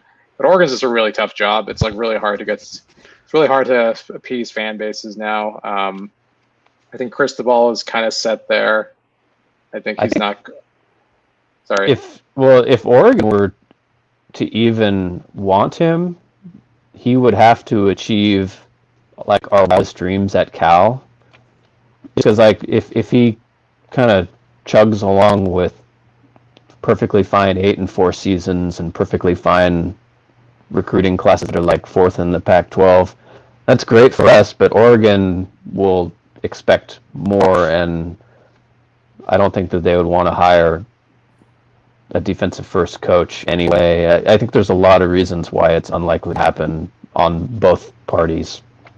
Yeah, I think if he wanted to leave and take that job because he wanted to quote unquote go home to Oregon, he would have done it 2 years ago. Yeah, he was offered the job after Taggart was fired, if I remember correctly. I don't know if he was offered the job. Is that confirmed? They asked him a question, or they asked him about it, and I don't think he was not offered, but he was like, I think he was one of the interviewees, inquired. or like they inquired about him. I don't think they actually even interviewed him. I think they Yeah, I think he turned them down politely. Yeah, he just said sorry. I'm all right for now. Yeah. So if he didn't take that job 2 years ago, I don't think he'll take that job. I think he's genuinely happy here. I think he genuinely wants to build something of his own and not like of the brand of like said, like, I'm recruiting well because of the Oregon sign and the Nike guys behind me, right? I think he's like a general dude that wants to do it for his own. So yeah, I think he likes it here. I think he genuinely likes it here. The draw of Zachary's, I think, is too big for him to leave. So the man loves pizza. The man absolutely loves pizza. Well, before we move to the game-by-game breakdowns, who plays Justin Wilcox in this future biopic? Kevin Costner 20 years ago? I'm not up to date on Hollywood's leading men right now. Timothy Oliphant. Just watch The Mandalorian and we're like, let's be Timothy Oliphant. Dude's a good actor. He kind of has that same haircut too, so kind of works. I can't really see Wilcox in a cowboy hat, and that's all I see Timothy Oliphant in these days. Chris Pine. Chris Pine. Chris Pine. I mean, that's not bad. Sure. That's actually not that bad of a choice. Now that I'm looking back at it, yeah. What's the dude from Maze Runner? He's another Cal guy too. I don't know why I'm just thinking of Cal guys now because he said Chris Pine, but the main actor from Maze Runner. We're in a Oh, post-racial society. It's going to be John Cho. Yep, yep. we go full Uh, Hamilton. Just whoever best available. yes, Got Moneyball it. Dylan O'Brien, right? Don't know anything. I haven't watched The Maze Runner. He's somehow related to Cal if I remember correctly, but maybe not. Anyways, or we can get Ki Hong Lee from the Maze Runner. He's also a Cal grad. Liam Hemsworth. Gordo from Lizzie McGuire. I'm just gonna say that I mean, as much as just as good as I think Justin Wilcox is, I can't imagine watching his biopic. What is the story? Justin likes football. Justin likes more football. Justin keeps on doing football things. There's no real arc. The off-season fishing scene is pivotal. Yeah. I think the best story before we go on to this question, the best story I've heard from Wilcox is that when he picked up the phone for his dad's Hall of Fame, like it was the NFL Hall of Fame who called his house. And his dad, I believe, wasn't home, and he picked up the phone. And they were like, "Your dad's been inducted into the Hall of Fame." And he's like, "Oh, he just like went out to like do some more farming stuff." And like basically took a message from the NFL Hall of Fame that comes back and tells his dad that, yeah, you were inducted into the Hall of Fame, like they want you in Canton. And he was like, "Oh, okay." Like it was just like that's how the conversation went when your dad gets inducted into the Hall of Fame. Like he like said it wasn't a big deal around the house that he was like a professional football player. So couldn't even get a fist pump out of him, huh? I guess not. Not the gift that we always use. I guess we couldn't. I guess the last question before we move on here: did Garbers work out with his wide receivers during this time of COVID? I know a lot. I know. Oh boy, they said a majority of the roster was here in Berkeley. The extent of which that they were allowed to like, I mean, by NCAA rules, they can't have coach contact, right? Like face to face stuff. So, or coach is actually coaching them. So players are allowed to do it. I wouldn't doubt that they like went out to a park and ran routes. Like I don't think that wasn't, that was doable. It's a matter of how much they did it. I just don't know. But all right, let's go to the game by game breakdowns. Let's start at the top. 1 week from today. What time is it right now? 1 week and 3 hours from today, we will be hosting the UW Huskies to kick off our Pac-12 season, November 7th, 7:30 on ESPN, I believe, ESPN2. Longest week of our lives. Longest week of our lives. Yeah, we got a lot of stuff this week. Just to go over some initial stuff with UW. UW finished third in the Pac-12 North last year, behind Cal because of the head-to-head loss. Both ended the season with us equal, 8-5, 4-5 in the conference. It was Coach Pete's last year coaching the Huskies before he quote unquote retired. They scored 32 points a game last year, which was best, good for 41st out of the 130 Division One schools. 19.4 points per game they gave up, which was good for 15th in the conference last year. They lose their starting quarterback, Jacob Eason, to the NFL. They lost Ahmad, who was their starting running back, to, I believe he's with the Miami Dolphins, if I'm not mistaken. But they do return Richard Newton, who is their second leading receiver or rusher. They received most of their wide receivers outside of tight end Hunter Bryant, who is their pass catching tight end, and Aaron Fuller, of course, who is their leading wide receiver. Defense wise, Elijah Molden is back, who was their leading tackler last year at safety. So that kind of says a lot. And yeah, they have some good talent. Our preview podcast with Gaby from the UW Dog Pound will be out on Monday, so be on the lookout for that. That conversation with her was awesome. We had a lot of fun talking. So, but that's it. That's all the information I'll give about UW. I'll let you guys take it away. Start with Nick, I guess. Well, so spoiler alert, this will be the first game in Cal's season that will probably be a hideous defensive slog. Because Washington fits the pattern of pretty much everybody else on the schedule, that they were already a defensive first team. They're returning most of a healthy portion of their defensive talent, returning almost none of their offensive talent. They have a defensive minded head coach. I don't really see any reason why this is going to be anything different than what we saw each of the last 2 years for Cal Washington, in that it's going to probably be an ugly, low-scoring, one-scored game. Setting aside the standard, what if one team is missing half of their depth chart due to COVID concerns. So yeah, more hideous, probably hilarious football, and hopefully we're the team that gets the pylon interception. I will. Go ahead, Avi. Oh, sorry. Yeah, I would be surprised if it's, like Nick said, it's any different from the last 2 seasons. The only difference is Cal's defense is probably worse than the last couple of years, and their offense is better. So I think we could probably see Chase Garbers throw a touchdown. Theoretically, is their offense better? No, Cal's offense. Oh, okay. My bad. Yes. Washington's offense is a tire fire that I can't really understand right now. It was not very good last year with most of those guys playing, and now half of them are gone. So they have a lot of young faces, a lot of new players. They have a new offensive coordinator. They have basically the problems Cal has, but they don't have the players. So they have new scheme, new quarterback, new running back. I would say that they don't have the experience. I think they do have talent on the offense, though. Like, they've done recruiting. I mean, they've done well. Yeah, but for a different scheme. Like Bush Hampton ran a different scheme than John Donovan does at Washington. Yeah. So they're going to have to adjust to that. There's talent on that team, but it sounds like their quarterback competition is unsettled. They're going to probably play 2 quarterbacks at Cal, which, if you have 2 quarterbacks, you have no quarterbacks. And if you have 4 quarterbacks, I don't know what you have. So it's like Washington has a lot of unsettled issues on their depth. I'm glad we're playing them now, because I don't think they're going to round into form until end of the year, when they'll probably be a little bit better.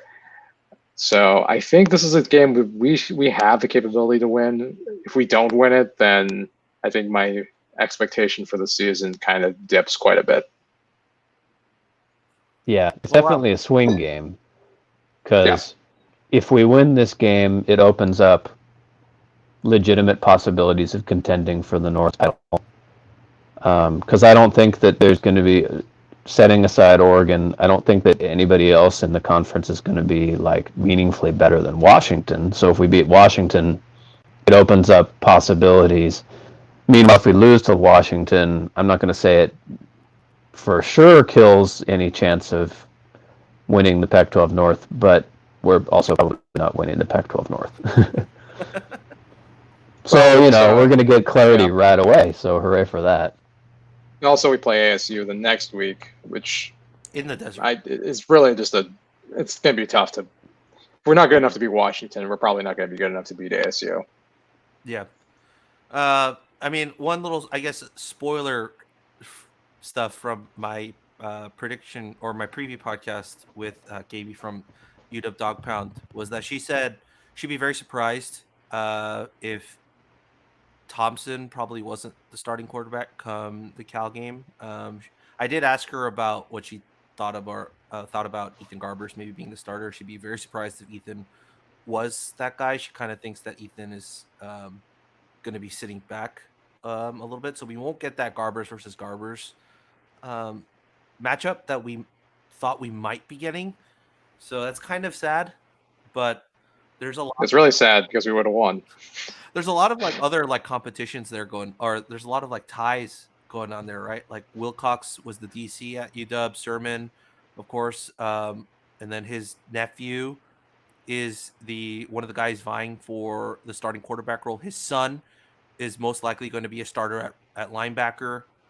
Um, and then then the Garbers connection there. So you have, and then Tui's connection, being the starting quarterback at UW in years gone by, and now is the tight end coach here at Cal. So there's a lot of ties there, and it's pretty interesting just to get those storylines. Yeah, I mean, I think Wilcox always has like a thing going against that Washington team. Not sure what. I know most of it's powered by Weaver and like the slights he faced against Washington never recruiting him, and to the level that Cal did. I don't know if it's at that same level this year. I don't know if there's like anyone who's going to be transformational in that aspect, who will be like the chip on their shoulder. The Garbers thing would have been interesting, but I honestly think Cal matches up pretty well with UW. Washington's not going to be super explosive offensively. They're not going to have like a ton of. I don't see like any blue chippers on their defense. I think the guy who was projected to go to the NFL draft is sitting out this abbreviated season. So Tryon? I think this is good. This I can look up the name. I think that's the guy you're talking about. Yeah, I think Tryon was set to be a pretty good linebacker, although he had a rough game against us early in 2019. Yeah, I mean they have like some legitimate talent at linebacker too, right? Like Latu was the guy that we are recruiting heavily, and the guy that a lot of Cal fans wanted, but he ended up going to UW and playing as a true freshman there, and then now he'll most likely be the starter there. And then also they brought in 5-star Savell Smalls, so that's like, who knows how much he'll play as a true freshman in game one, but like they've talked about how like monstrously athletic he is and how like built he is, ready to go. So we'll see how much of an impact he makes. Like I don't think he'll make the Kayvon Thibodeau impact, but you'd have to expect that they'll throw him in on some like certain packages. That's like just a one read thing. Like you're just there to just rush the passer, just like run at the quarterback. That's all you're meant to do. So they do have some guys, man, and it's kind of scary because they have talent there that just hasn't played over the last like season. So yeah, they've underachieved defensively or on both sides of the football. Like that Cal game against Washington, for some reason they just malfunctioned for like that entire second half after playing pretty strong first half, and that was just like that's kind of been Jimmy Lake's defenses. They have like moments of brilliance followed by like, what are you guys doing? You guys are so much more talented than this. Yeah. Also, Gaby brought up like that when we were playing them on that final drive. Garbers picked on Kyler Gordon, who was their starting cornerback, quite often, and then by the end of the season, Kyler Gordon wasn't the starter anymore. It was actually, what was his name? McDuffie. McDuffie. Yeah, McDuffie was the starter. So, we'll see who ends up winning that starter spot. But they do have like 4-star talent all across their defensive. I think their secondary will be good. I think they shut down Garbers pretty well. I think it's just it's the other side of the football they should be concerned about. Can they like put points on the board? If Cal can score like 24 points, I think we win. Yeah, I can see that. It's going to be interesting. It's definitely an interesting game. If anyone has any questions about the UW game, this would be the time to drop them in now. Otherwise, we're going to move on to the ASU game. Talk about that a little bit, but I'll give you guys a couple seconds to throw it in there. Just because there is a delay. So, as Nick goes in and out. Am I not on the... But it's fine. Doesn't matter. I changed tabs trying to look up UW stats, and maybe that was why. Yeah, but it's not a big deal. You can change it. You can go to black screen. Do whatever you want. We're not a professional stream here. Well, if people can't see my face, what are they even getting out of this podcast? This is true. Yeah. I mean, that is the reason you got up nice and early to do your makeup and your hair this morning. So. Okay. I don't think we have any questions about the UW game. Let's move on to the Arizona. Oh, nope. That's Avi in the chats.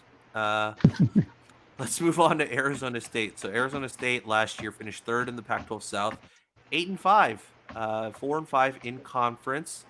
The highest they were ranked was 17th in the country on AP. Let's look at their.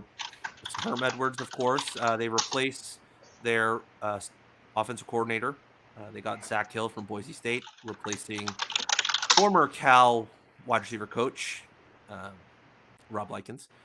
They scored 24.8 points per game, which was good for 96th in the country. They gave up 22.4 points per game, which was good for 35th in the country. Jaden Daniels, of course, is their starting quarterback. Will be their starting quarterback once again. Interestingly enough, the one stat that was surprising to me was his touchdown interception ratio was 17-2, which is quite impressive for a true freshman starting quarterback. Their biggest void, of course, Benjamin, their 1,000-yard rusher who had 10 touchdowns on the ground and 2 receiving touchdowns on the year, is in the NFL, no longer there. But they do have quite a few weapons at the wide receiver spots. And, of course, they lost Brandon Ayuk, which was also a very big loss because he had 1,192 yards receiving and 8 touchdowns through the air. So, yep, that's them. Defensively, I think their roster pretty much stays intact. The star guy, of course, in the middle is Merlin Robertson, who had a bit of a sophomore slump, but looks to be pretty ready to go for his third year. They don't lose, I don't think, any defensive backs. They have Chase Lucas, who's their fourth-year starter. They have Jack Jones, the transfer from USC, who's played pretty well after his transfer. And then they have safeties like Willie Hartz and some other guys. So that's the rundown on ASU. Nick, take it away. What do you think about this matchup in week 2, traveling to Tempe, Arizona? Well, we're on to likely defensive struggle number 2 because, again, Arizona State returns most of their defense and not much of their offense. Beyond the standard, oh my God, we're playing in the desert nightmare fears, which go along with any game, no matter how good Arizona State or Arizona are in any given year. I think what would scare me is Jaden Daniels taking a second-year leap. Even knowing that he lost a lot of the skill position talent around him, he impressed me enough stepping in the way he did in his freshman year that it wouldn't surprise me if he contended for all conference honors at quarterback with the talent he has. And he's a guy that, can, if Cal's offense isn't scoring crazy numbers, he's a guy that could almost win a game by himself, I think. And so that's what scares me about Arizona State.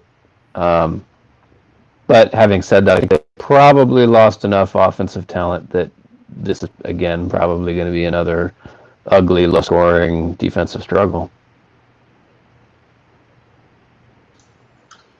Yeah, I think ASU's defense, they brought in Marvin Lewis, which is just like, really?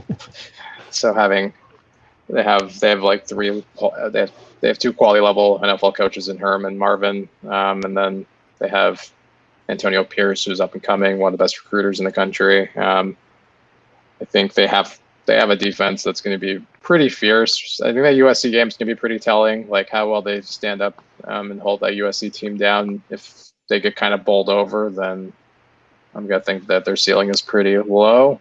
But if they hold forth, then I think the Sun Devils have the capability to be the second best team in the Pac-12, just because their defense is just really strong in terms of like girth up front. They have like a really strong 4-3 they've transitioned to this year, which would match up well with Cal's offensive line.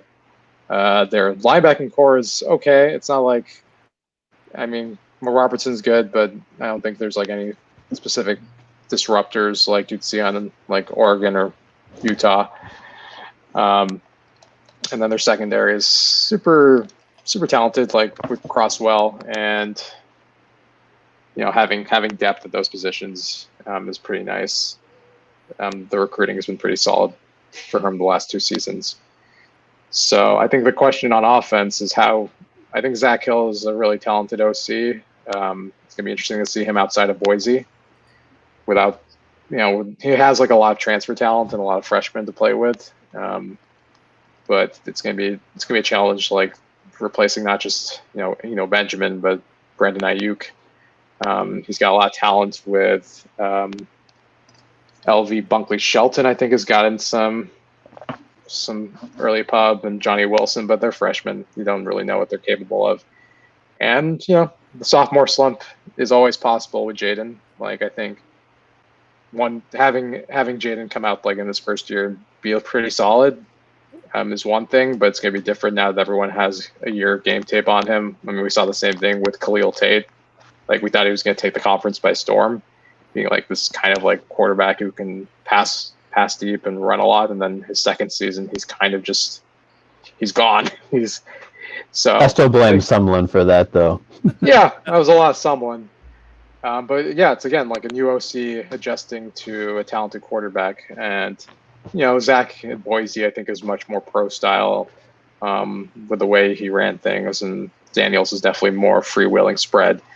So it could be interesting. Like I think Likens and Daniels had a nice rapport in terms of like making the most of his talents. Like he only threw 2 picks last year, but how will he adapt to like handling maybe a more complex scheme as Daniel starts thinking about like the NFL, and like can he like start adapting to handling more complex routes rather than just throwing deep to Ayuk. So I think Cal can win this game. I think if Cal wins this game, I think suddenly we start thinking about the Pac-12. If we beat Washington, obviously, because the Sun Devils they're really talented, and I think last year we should have beat them. I think this year they are kind of vulnerable at specific spots, but their defense is actually probably a little underrated at this point. That if we can score on them and hold them down on the other side, then Bears are capable of like doing that. It's just a matter of playing a really good game. They're gonna probably have to put in their best effort of the season. Yeah, I mean, I talked to Jedi ASU about the ASU team, and that podcast will of course be out early next week. But he definitely talked about Zach Hill and how they're excited to see the creativity of the offense and just some more creative ways he can get the ball out to his playmakers. And also, I think he also did mention that he's probably going to see an uptick in Jaden Daniels' interception numbers just because they think he's going to have to throw the ball around a little bit more, and let him throw the ball around a little bit more, like with trying to grow some of those playmakers on the outside. The interesting name that I had no idea was on this roster is Chad Ochocinco's son is on this team. As a freshman, I had no idea he was on this team, but I guess he is. So I think he said that they're looking to him to maybe be that burner guy with a bit more speed. But yeah, I think Avi hit all of the other big points here. I mean, the 2 guys on their defensive line, Jermaine Lowell and Kalen Curse Thomas, like they were the 2 defensive linemen that racked up a total of 22 tackles for loss and 11 sacks on the year. Granted, I think Curse Thomas in the first game against Kent State had 3 tackles for loss in that game. So numbers are a little bit ballooned because of that one game against a Division II opponent. But I think those are probably the 2 guys you want to look out for in the middle. But otherwise, yeah, I think if we win this game and we had beaten Washington the week before, like expectation, the bar for the season definitely shoots up pretty significantly high. Yeah, I mean, this is the only team that really stopped Oregon, I think, last season in terms of their run game. I mean, Cal did too. I was about to say, yeah. Cal did do that. But yeah, I think having both sides of the football, they have like a capability to make the timely play, and they have the capability on defense to throw a shutout. They also have the capability to lay an egg like they did against UCLA. So it's not like Herm is like a perfect coach, and that can transition this into this question from Tommy, which is what is the perception of Herm as a coach among his peers or in the ASU community? I think from what Jedi ASU was saying, I think he's well respected. I think they love the hires that he's done. over this past offseason and when he took over too. Like bringing in Marvin Lewis and then making him the defensive coordinator, co-defensive coordinator with Antonio Pierce, like so much NFL pedigree is there. I had actually no idea that their offensive line coach was Kevin Mulway, who was the longtime offensive lineman for the Tennessee Titans. So and I think he's a Hall of Famer. So there's so much like NFL pedigree there that they know like, hey, this is what you need to do to play at the next level. And if you're already able to teach that to college kids, that can only be so that that can only be a plus, right? That you're teaching the kids the foundation of what it takes to be a player at the next level. And if that's the case of and that's how they're teaching the guys, like dude, like their recruiting's only gonna get better. He's like he's gotten these guys to commit to be coaches there. Like it's crazy. The one coach that they did say, or Jedi ASU is worried about being poached in the near future is their defensive backs coach, who apparently is only a few years older than like some of the defensive backs that are on the roster. So like he's a fairly young dude, and he's coaching a defensive backs unit that has some legitimate stars and has produced fairly well. So it's probably a matter of time before they have to give him a pay raise or someone else comes calling. But other than that, yeah, I think they love Herm. I mean, in a way, Arizona State sort of reminds me of the trajectory that Cal is on. You know, when Herm's been there 2 years, Will Cox has been there for 3. Both teams are defenses ahead of the offense. They may have finally found their quarterback. Recruiting has been picking up for both programs, but they're still not perceived to be in the class of the best teams in their division yet. And we'll see which team, if any, will be able to take the next step this year. Well, I guess we can move on from ASU. We'll go to Game 3, which is at Oregon State on November 21st. To give you a little background on Oregon State, Oregon State went 5-7 last season to finish 4th in the Pac-12 North, which is hilarious because, that means Stanford was way down there. They, under Jonathan Smith's, I believe, second year, was it? Am I right? Was last year Yes. Jonathan Smith's second year or first year? Second year. Second. They scored 31.2 points per game, which was good for 48th in the country, but they gave up 32.5, which was good for the 106th in the country.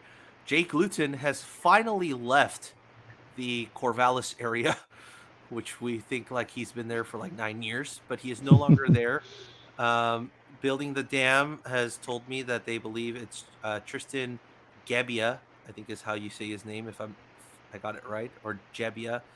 I'm going to butcher it regardless. I can't remember what they said, but yeah, he's no longer there, but they do have star running back Jamar Jefferson, who was outstanding before he started to get some injuries. They do lose their best wide receiver, though, in Isaiah Hodgins.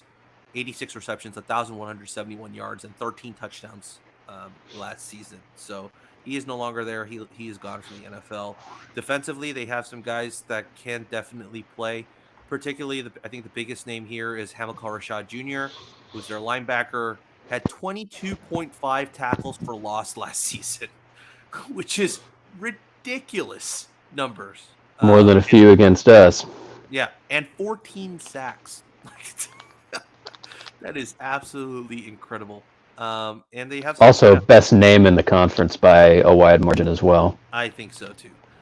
And they have some other guys that can ball, and they're looking for some other guys to step up. But I think Oregon State fans are cautiously optimistic that they can pull off some upsets this season, and I don't doubt them at all with the returning talent that they have on defense, and maybe they finally get to see a little bit of that balance of getting some, more production on their defense outside of just Hamilcar Rashad. But that's enough of the general information. I hand it over to you, gents. Do you think Will Craig would be a reasonable Scipio Africanus?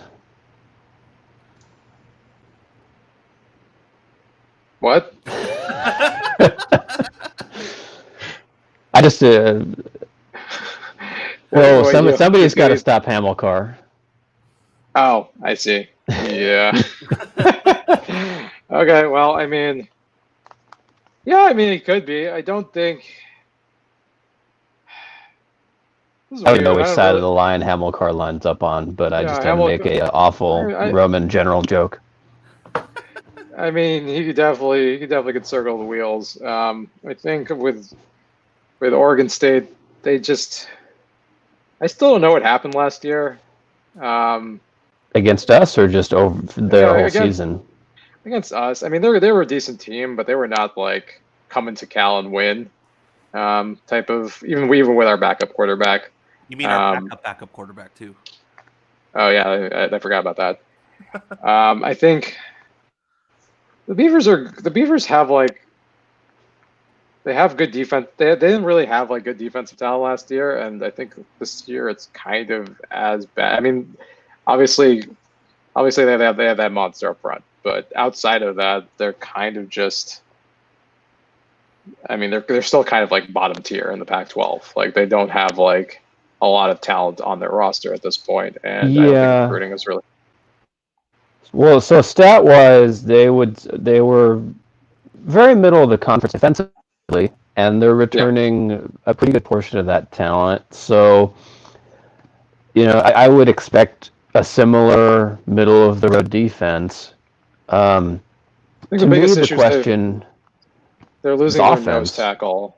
Yeah, Because they're so losing. on the offensive side of the ball, they were way better than anybody thought they would be, but they also lost a lot of those guys that made them better than people expected to be.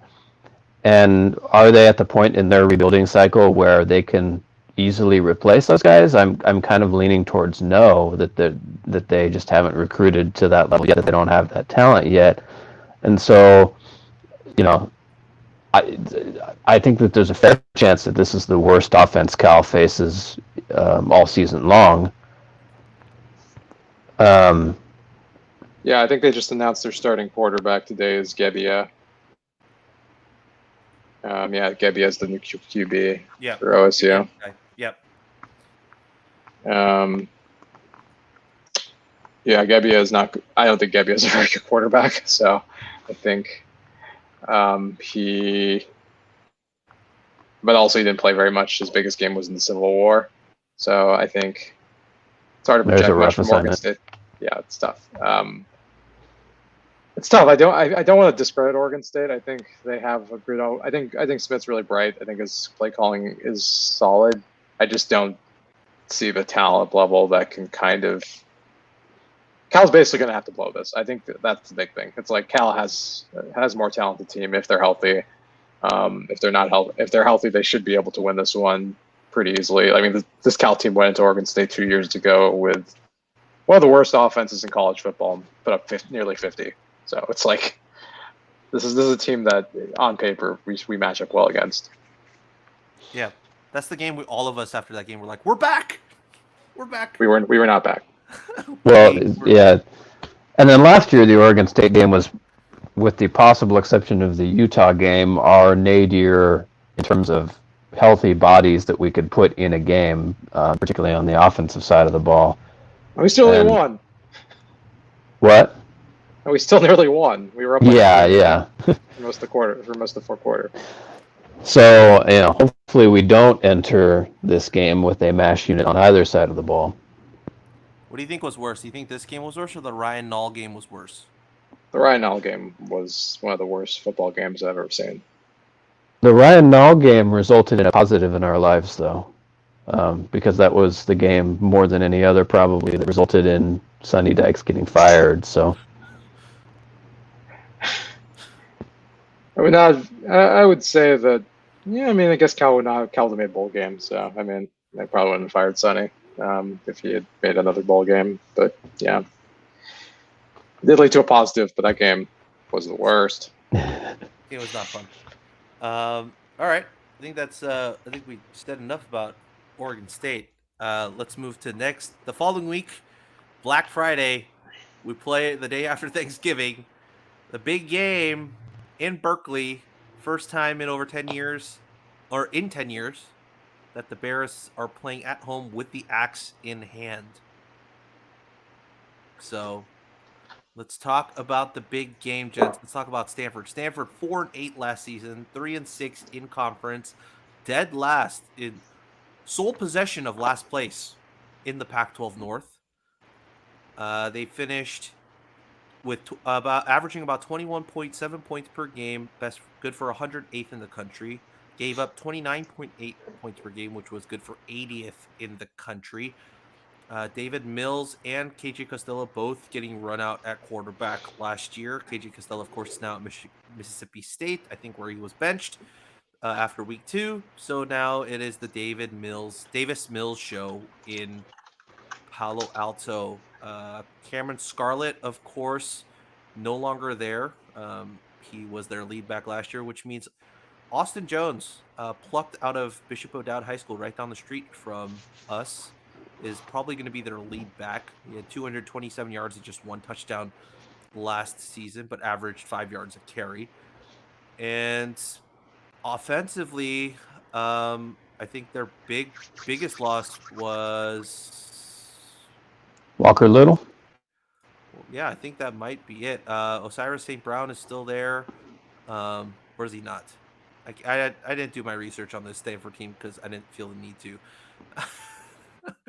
But yeah, they of course Paulson Debo is the big one on the defensive side who is not playing this season. He has opted out, I believe.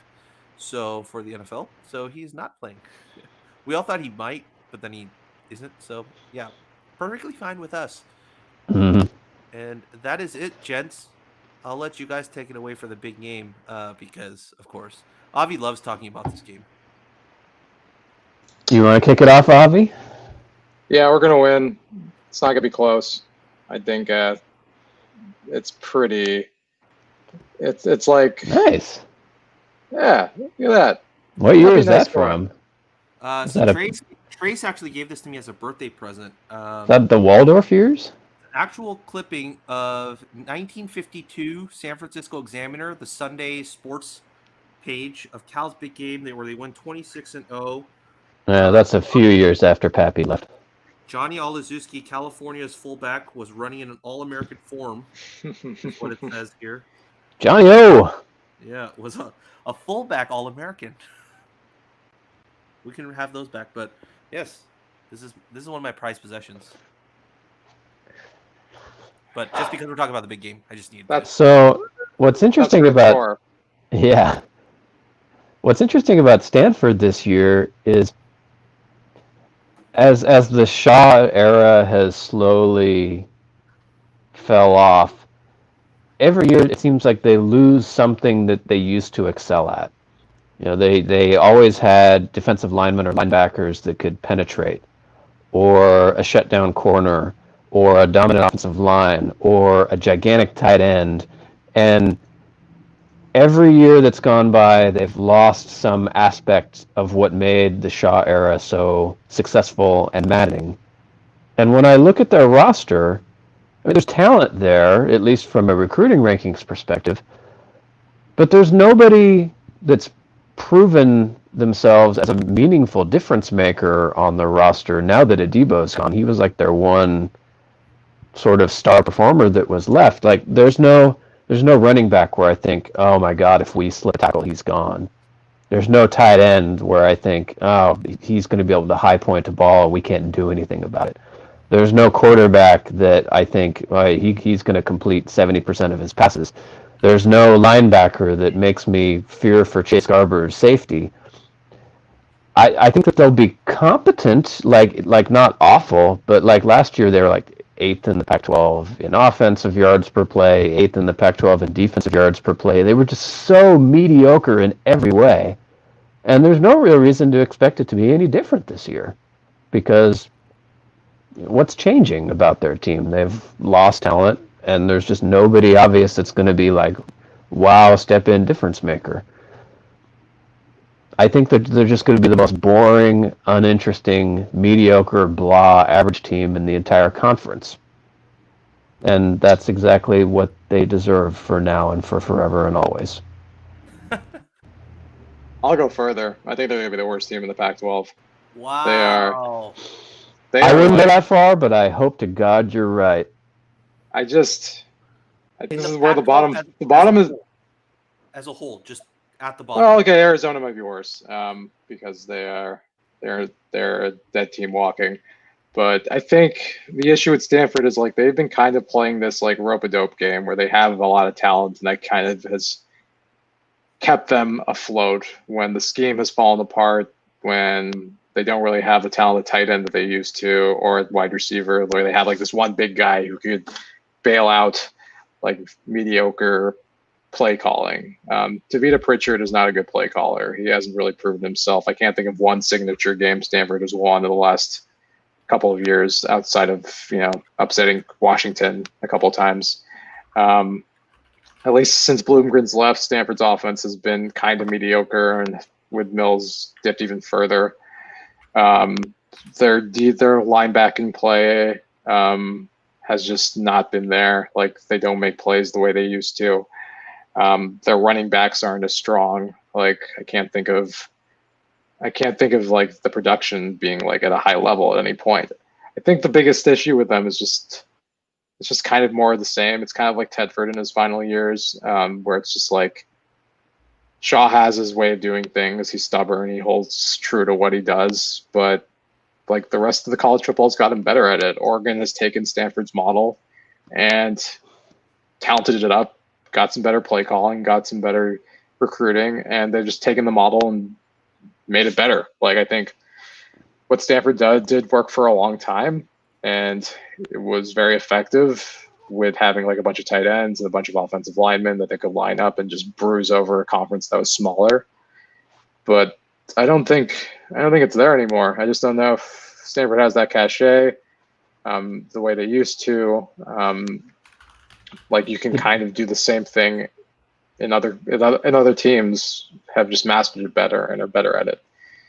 The defenses around the North are too competent for them to get away with that anymore, too. Basically, everyone pivoted to figuring out a way to stop Stanford, right? Because like Stanford was the dominant team for so long, and now every team in the Pac-12 has a good defense. Same thing with Oregon. Like every team pivoted to get better at matching Oregon and Stanford, and now the teams have good defenses. It's like much harder for Stanford to get away with what they've usually gotten away with. They can still win a couple of games every year because they have line talent, but I don't know. I think Cal's matched up pretty well with them. I think last year was just more of Cal like trying to get over this 9-year hump, but now that they have the axe, they're probably going to come in that game pretty confident that they can win, and I think they will. I think they'll do it pretty easily. Yeah, just to give you guys a little, I just did some research while you guys were talking. They lose arguably their two best wide receivers on the year in Parkinson. Connor Weddington, who had 51 catches for 506 yards and a touchdown, and Parkinson, who left for the NFL early, 48 catches, 509 yards, and 1 touchdown. They do return Osiris St. Brown and Michael Wilson. Michael Wilson had 5 touchdowns on 56 catches. And, of course, I do think Simi Fehoko is still there, who led the team in receiving touchdowns with 6. But that's not what makes Stanford what they are. Like they don't want to be a team that's passing the football a lot. They want to run the football and control the clock. If they're having to pass the football a lot, they're going to start getting blown out a lot. That's what happened, I think, back in 2015 when they were in transition. They passed a lot that year, and they just were not a good team. Their entire roster is full of guys who are fine. Like, you name me a starter on Stanford's team, they'll be like, yeah, he's fine. Yeah, I mean, there's good guys like Fehoko. I think is talented. Yeah, I mean, I think their tight ends, Archer, I think is going to be a good receiver at some point. I think they have players. They're talented, but as a unit, they don't gel. Yeah. Austin Jones is the one I wanted at Cal, man. That's the one I wanted. Yeah, I think they have talented players, but I think the issue again is like David Shaw's in this is year 10 as a head coach. It's year 10, and he has been an OC for another 5 years. I think it's just institutional inertia. He's set. He's won a couple of Rose Bowls. I don't really see like them being good for a while if they decide to like take this time for him to go through this lull period. Speaking of Stanford, we got a note here from Tommy K. Says still a head scratcher for me that Scarlett transferred to Stanford. Hard to imagine being bonded to your teammates and then going to your hated rival. Well, if you don't know, the story of why he went to Stanford was because his brother was going to be a freshman there and he wanted to play with his brother for a year. So I'm not upset at the fact that he wanted to play with his brother. I'm just upset at the fact that he went to Stanford, which can be mutually exclusive from an emotional standpoint. Yeah. So I'm just glad that we got his brother leaving Stanford on a loss. absolutely. Absolutely. Hmm.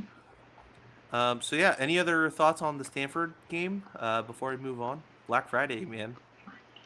Yeah, that's the only weird part. It's gonna be on a For the Friday, Friday game. so Yeah. yeah, I'm just gonna hope that the players are focused. So 1 p.m. game too. So IMB.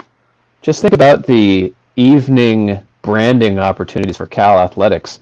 The Black Friday post big game win sales opportunity. Get You your could do Chase pre. Garber jersey. You could do pre and post. You could do pre. You could start at midnight, and then like after the game's over, it's like because we won, it's an extra 2% since it's our second big game consecutive win. Ooh. Important note for those of you holding on to hopes of Cal making the college football playoff, the only undefeated team in the Big 12 just lost in overtime. Sorry, Oklahoma State. Are we So sorry? I would say our 7-0 team could possibly make the also Rose Bowl. Texas is back. Not. Eh. Not. All right. I guess we can move on Good to the next question. game. We do. What is our question? Chances of Monster getting time in situation sans no Garber injury for backup experience in new scheme. Only if we Hmm. blow somebody out, which I Yeah. just don't see as being very likely. And can I be absolutely honest? I think if we blow someone out, I think the likelier chance, or the if you actually want to get backup experience in the new scheme, you probably throw on Jaden Casey or Spencer Brash. I think Monster's a graduating senior. There's no reason for realistically to try and get him game time. If you want someone to get game time, like to build to the future and a legitimate backup in this new system, I think you got to go. You got to go with one of the younger guys. Unless, because I just been thinking if Monster comes back for another year because this year's moot. If he does, then yeah. But I if would it, say that if there's a blowout, they probably play Monster less about building to the future and more as rewarding him for, he is the number 2 quarterback and they, give him some playing time in what might be his last year. But I agree generally that, like, Chase Garbers, if he's healthy, will play every single snap of competitive football this year. And so, what's the likelihood that there will be uncompetitive football? I think, based on the general quality of opponents up and down the roster in FCS teams, that there's not going to be a time that Wilcox is confident that victory is assured. yeah. Avi, you have anything to add? I think we covered it all. I mean, I think with Monster, I think the big thing is if we need to like have a change up if in case like Garber's struggling, like maybe it makes sense. I don't think he really adds anything that we would need specifically. So yeah, I'm not really seeing the upside. I'm not really seeing the upside of playing him. Like I think the last time we had a senior like this, it's like it's been a while. I think like the Longshore Riley, I think situation was probably like another area, but Garber's is way more seasoned. I think I'd be surprised if he ever gave up that spot. Is it Hinder?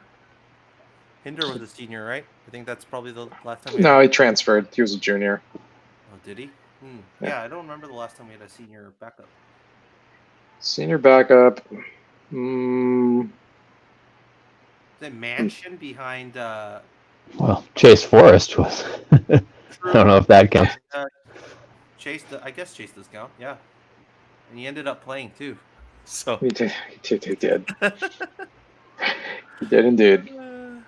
an actual meaningful game time. All right, let's move on. Since we don't have much more to talk about with Stanford, because we all think that they're going to suck. We move on to the following weekend, which is December 5th. We're playing Pac-12 football in December, gents. December 5th against Oregon. Oregon, of course, finished first in the Pac-12 North, 12-2 on the season, 9-1 in conference. They got to the Rose Bowl and beat Wisconsin 28-27. They scored 35.4 points per game, good for 16th in the country. They gave up 16.5 points per game, which was good for 9th. Justin Herbert, of course, is no longer there. Tyler Shuck is the heir apparent, who's been sitting behind Herbert for actually 3 years because he's a redshirt sophomore going into this year. So, or redshirt junior, I can't remember. And then, yeah, they pretty much bring back everyone else. But they do have a new offensive coordinator in Joe Moorhead, the former Mississippi State head coach, who was also the offensive coordinator at Penn State. Penn State. Yeah. Yep, Penn State. They do have some big guns on the defensive side. Some really, really talented guys. The biggest loss for them, though, is Javon Holland, who is not coming back. Demidor Lenore is coming back, though. So they do have one guy coming back. But yeah, Javon Holland was the big one, who's not returning to play this season. But they do pretty much replace everyone else, except for, of course, they have a little bit of a void at linebacker because their best one from last year, Troy Dye, is no longer on the team. He has graduated. So there's a bunch of guys that needs to fill in.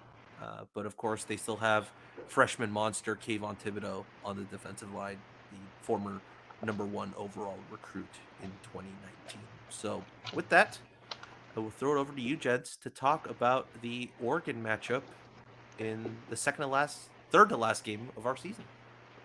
For my money, the single most intriguing team in the Pac-12 by a wide margin, just because I think the range of possible outcomes for this team is extreme. So we're talking about a team that's basically, like, they have CJ Verdell back at running back and some probably mediocre wide receivers, and they lost their entire offensive line, a first-round quarterback, new offensive coordinator. The offense could be anything. Like, they clearly have talent. They've been recruiting like crazy, but and Moorhead is a good offensive coordinator. So it wouldn't surprise me if they find a way to turn that into a pretty decent offense. It also wouldn't surprise me if the offense was awful.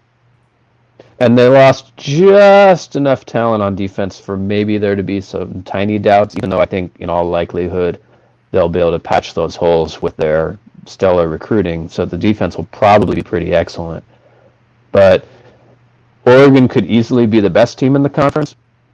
It also wouldn't shock me if their offense turned out to be a gigantic handicap that torpedoes their chances this year. Look out in 2021, but I prefer not to think about that for now. Yeah, I honestly think Oregon's going to be fine offensively. I mean, they're replacing their offensive line, but all the guys that are coming in to replace the starters have gotten reps in the last couple of years. Like, they're not like fresh guns. They've been at Oregon for like 3 to 4 years. So I'm not expecting them to be bad, to be great. I'm not expecting them to be bad either. I think they're going to be like maybe average, which is fine. That's all they need, because their skilled players are still probably the best in the North, with Verdell and Dye at running back, Johnson at wide receiver. I think they're really talented. I don't think that has changed much. Their biggest question is going to be quarterback, and if they can get like that production at the same level that they got with Herbert, I don't think that's going to happen. I think they're going to probably struggle for a little bit. I mean, Tyler Shaw has gotten a lot of pub as like the next guy, and he's probably really talented, but I would expect there to be some hiccups in this first season if he wins the job. Yeah, I think, again, Oregon's defense is just so good that I'm like struggling to see a path to victory. Even if Cal, even the best case scenarios for Cal like they don't match up well with Oregon on the defensive front because we don't run the ball. We didn't run the ball well. We don't get explosive plays, and you need explosive plays to beat Oregon's defense. That's like the only path to victory. That's how Auburn beat them last year. That's how ASU beat them last year. And unless Cal like finds like a new dimension to their attack, I struggle to see us like getting past 20 points in this game, and we need to get to that baseline. So then the follow-up question is, can we turn it into an ugly defensive slog, Wilcox style?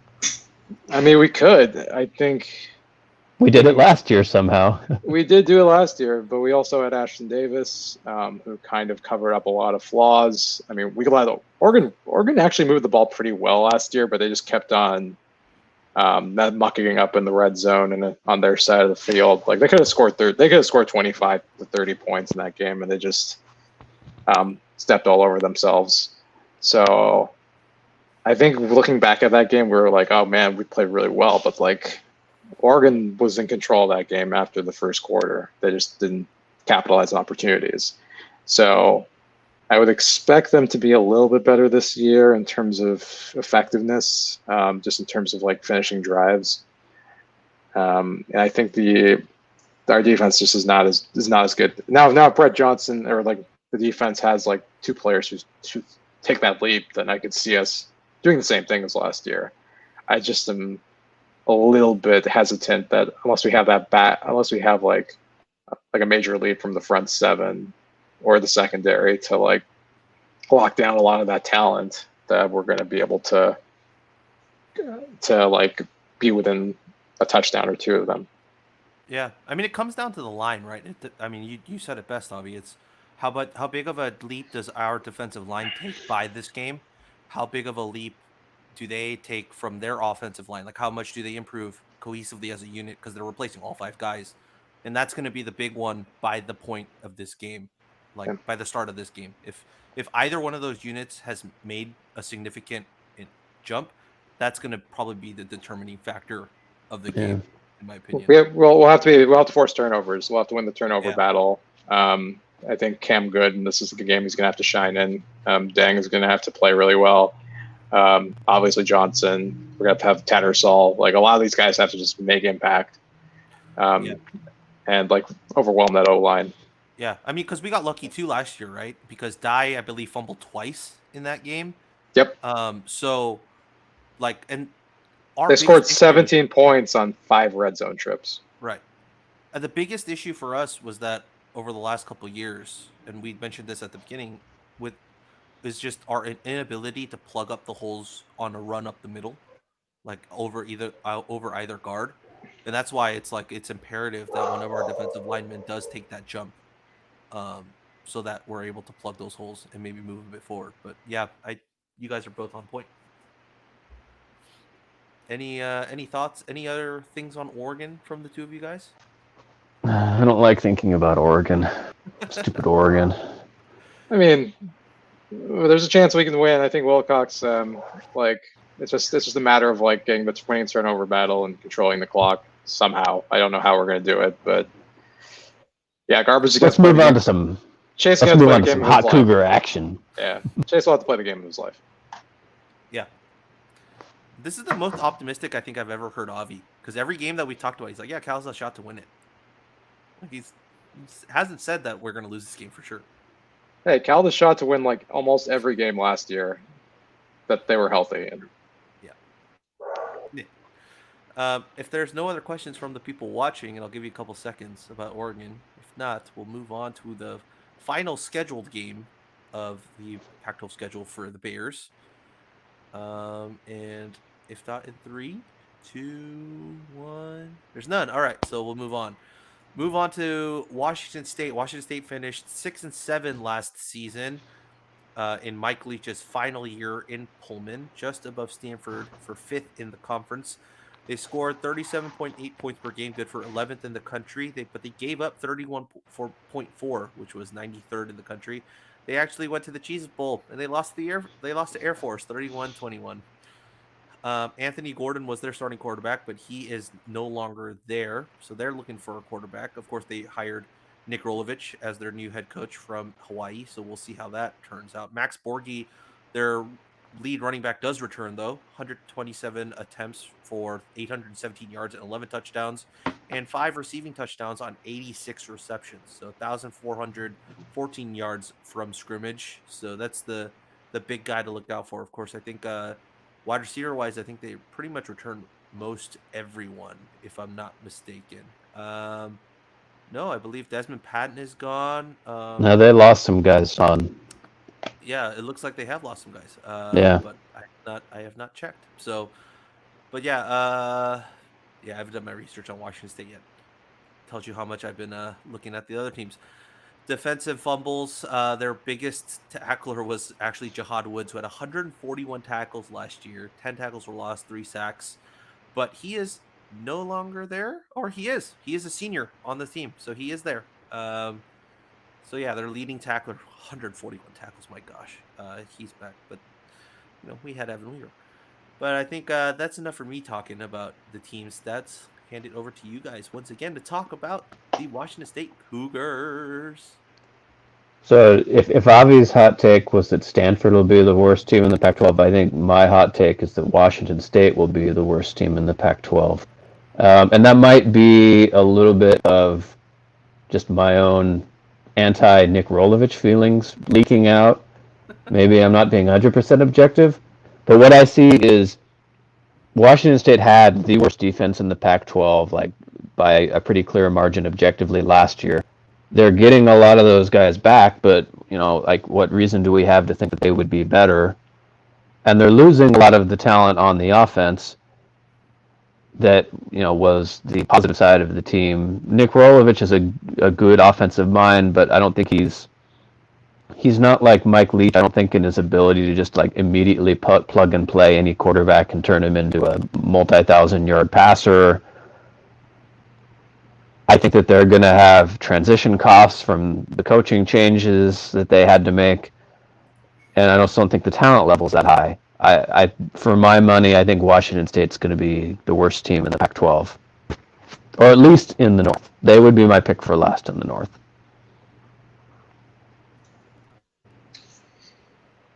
Yeah, I think Wazoo is kind of in this weird, funky zone where they have like the talent necessary to run the run and shoot. They just don't. They don't know exactly what their ceiling is. I don't expect them to be good this year. But I don't expect them to be bad. I think they do have talent on defense and offense that can kind of translate to winnable games. Don't really know much about Rolovich. I haven't followed Hawaii football that much in the last couple of years. I know they performed okay. They got to bowl games. They were successful with what they had. I think my biggest concern with this game is not really Wazoo or like trap game. It's just that we're playing in Pullman in December. It's going to be -5 degrees. Like I don't think many Cal players or any of our recruits from Arizona or California played in that type of incremental conditions before. So it could be a snow game. It could be a snow game. Like those type of things lead to weirdness. Like I don't anticipate us playing a normal football game against Wazoo this year. I just feel like if Wazoo can like put up enough points, that's enough for them to win. Like Wazoo's offense will be good. They're not going to be great. They're not going to overwhelm the conference. But at home to finish off the season, I think they could easily put up 30 points, and that's a concern that I have going into that game.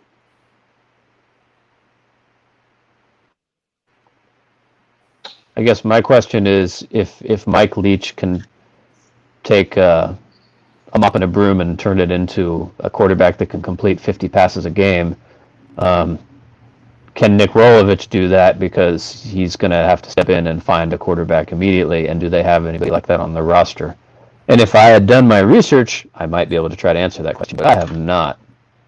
I think the higher chance is probably having Max Borghi rush for over 1,000 yards. I think that's in my opinion, they're going to try and get the ball in his hands as much as possible. He might be the outstanding offensive piece, just like Oregon State's going to do with Jamar Jefferson.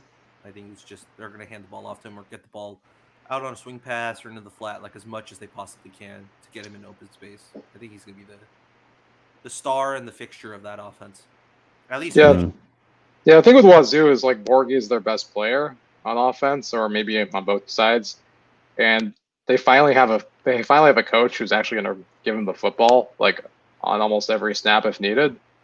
Like Leach is a passer, like he'll just pass the football out, and Borghi can be special in those particular circumstances. But if you put him in an offense where he's the focal point, I think Wazoo can actually grind a few wins out because he's talented enough to carry an offense the way like a Christian McCaffrey could, but obviously with much less talent to go around him. So I think Borghi is actually going to be a pretty important integral piece in terms of getting Wazoo to 2 or 3 wins. I don't see them going beyond 4, but he's talented enough to do that. By the way, I just did my research. Apparently, it was a 3-person quarterback battle that's been decided, but Rolovich has not decided that he's going to let the media know. Which let me be the first. Let this be the first of hundreds of eye rolls at Nick Rolovich, strategic media mastermind. Which I think is hilarious. I think it's absolutely hilarious. Ugh. Well, I think. Do you guys have any other thoughts on the Washington State game? So Yeah. Alex asked if the Cougars will finish in last place or second to last. Yeah, I'm on record. Nick's on record. You're on Yeah. Nick's on record. I think I would have Oregon State's worse than Wazoo, so I'm gonna put Oregon State below Washington State. I actually think Oregon State's going to finish above Washington State, but I think Stanford's going to finish last. Heyo. Oh, also I forgot Wazoo's playing USC, so yeah, Oregon State will probably be above Wazoo then. Yep. All right.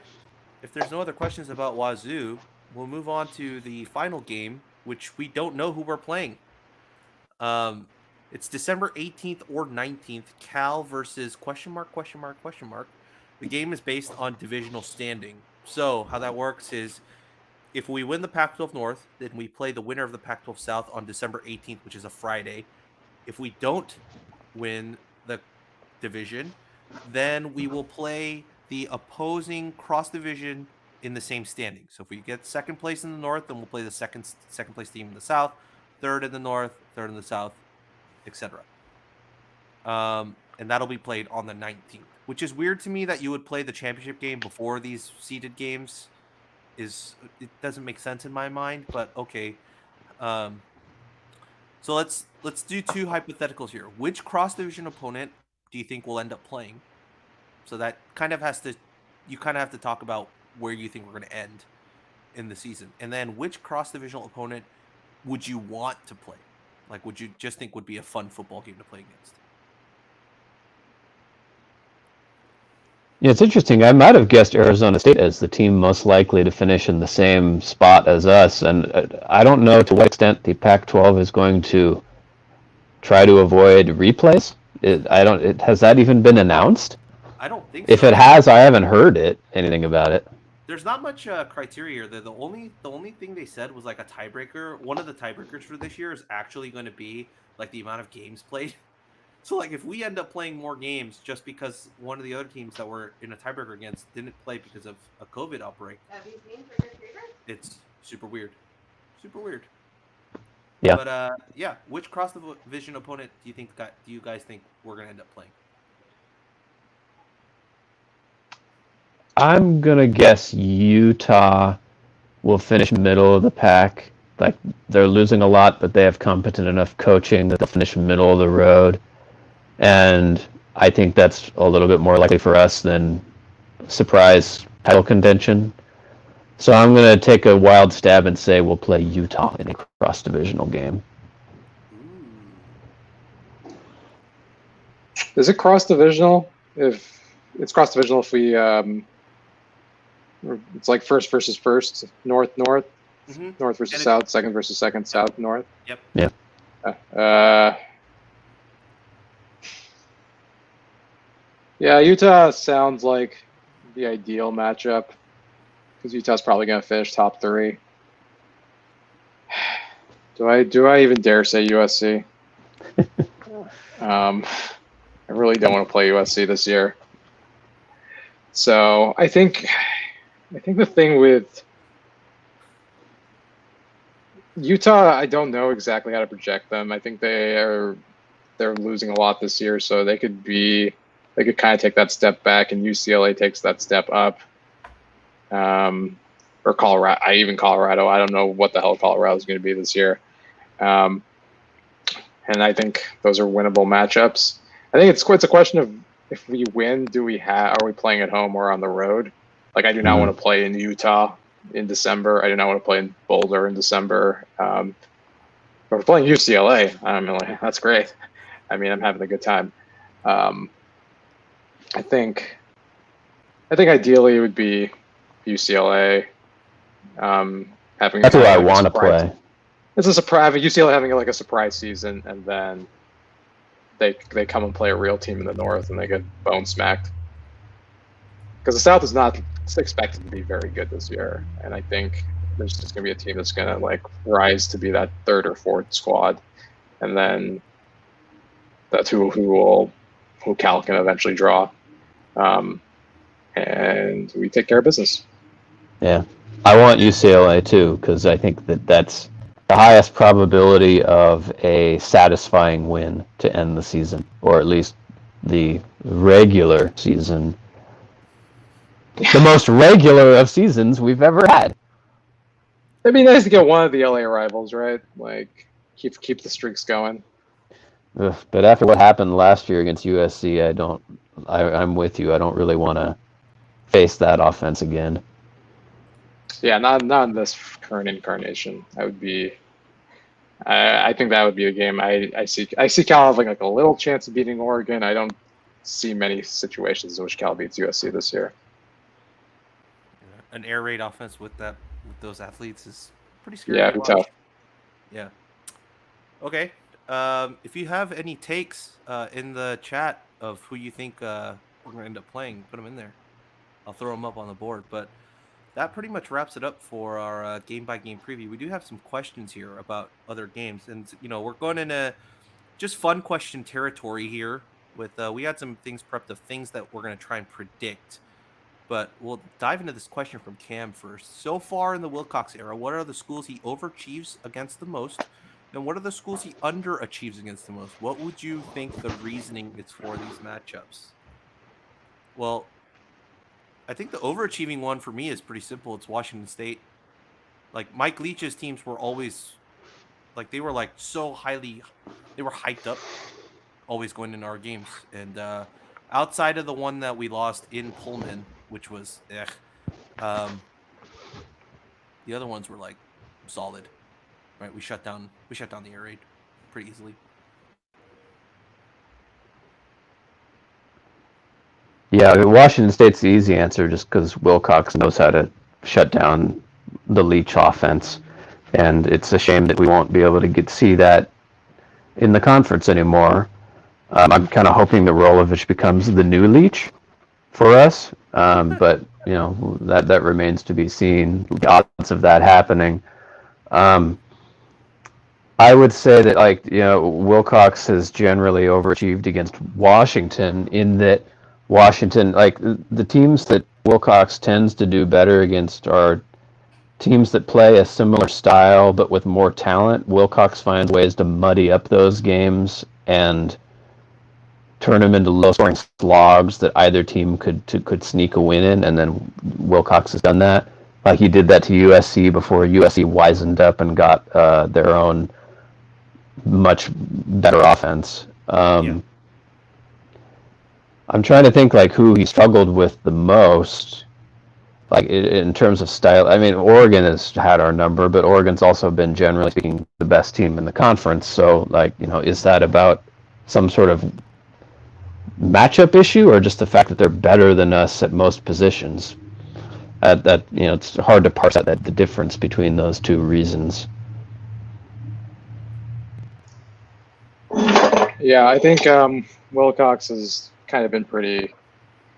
I can't think of a team he's like struggled against. I mean, I guess Arizona comes the closest, but that was also just like it was also just some of the weirdest games I've ever seen. Not really so much like being outcoached. I don't think Rich Rod outcoached him that one time. He's so steady Eddie. Yeah, it's like it's not like Sonny where it was like, oh, you're going in this game and you're like, we have no chance of winning. I think with Wilcox, he overachieves against teams that play a specific style of offense.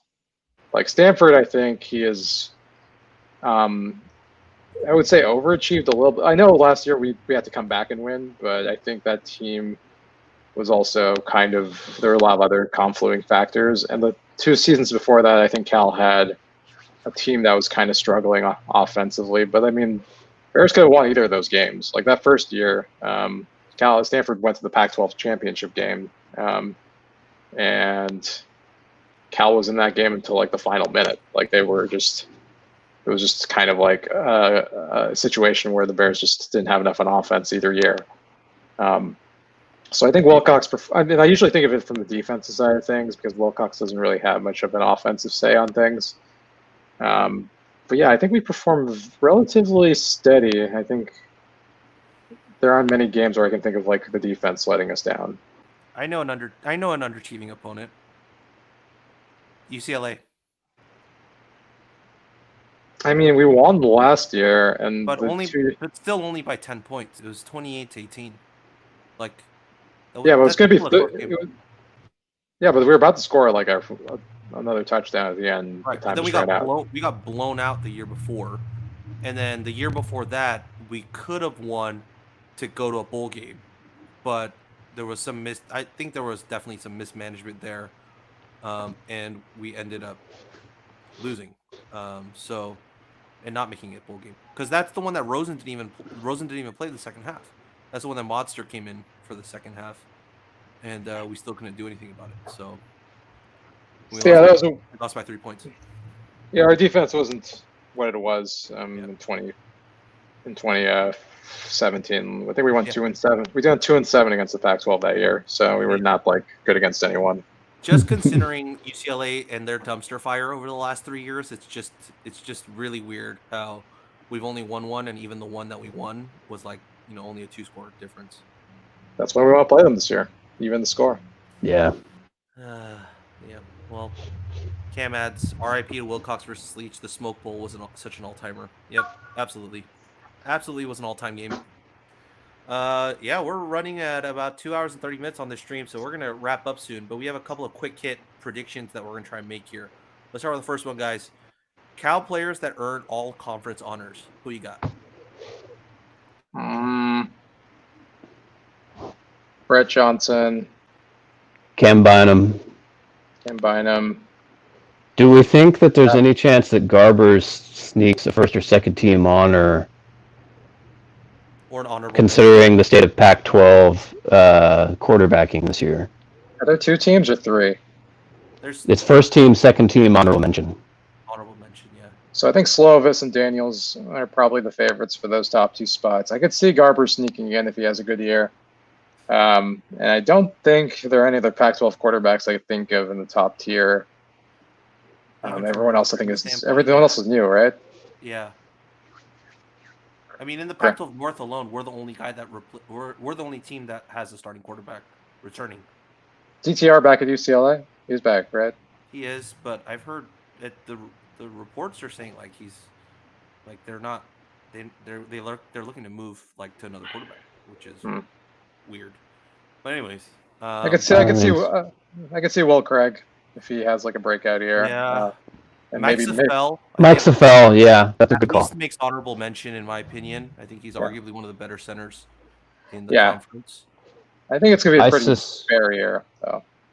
I suspect that the catches in the wide receiver core will be too evenly split from the 4 established returners, but Remigio or Crawford, I think both, Yeah. Considering it's a short season and there could be, random games mixed in, either one of them could have a shot, maybe second team wide receiver, perhaps. Yeah, someone needs to have like a Chad Hansen type of explosion like in terms of receptions. I think to break into that list because otherwise, there's like bigger names that get a lot more targets and a lot more catches across the Pac-12. Yeah. Yeah, I think maybe Chris Brown sneaks in the honorable mention at running back. That's possible, depending on how many touches he gets and if he gets the yards too. Um, yeah, I think we knocked it. Coin's possible because Possible. he could end up he could end up taking up the Weaver tax and just racking up tackles. And if he does and he leads the conference in tackles, that's like a surefire first or second team at The Wilcox defense does filter lots of tackles straight at the middle linebacker. yeah. So if that's the case, yep. You got anyone else? I think we exhausted our list. All right, we'll move to some more honors here. Coach of the year in the conference, offensive player of the year in the conference, and defensive player of the year in the conference.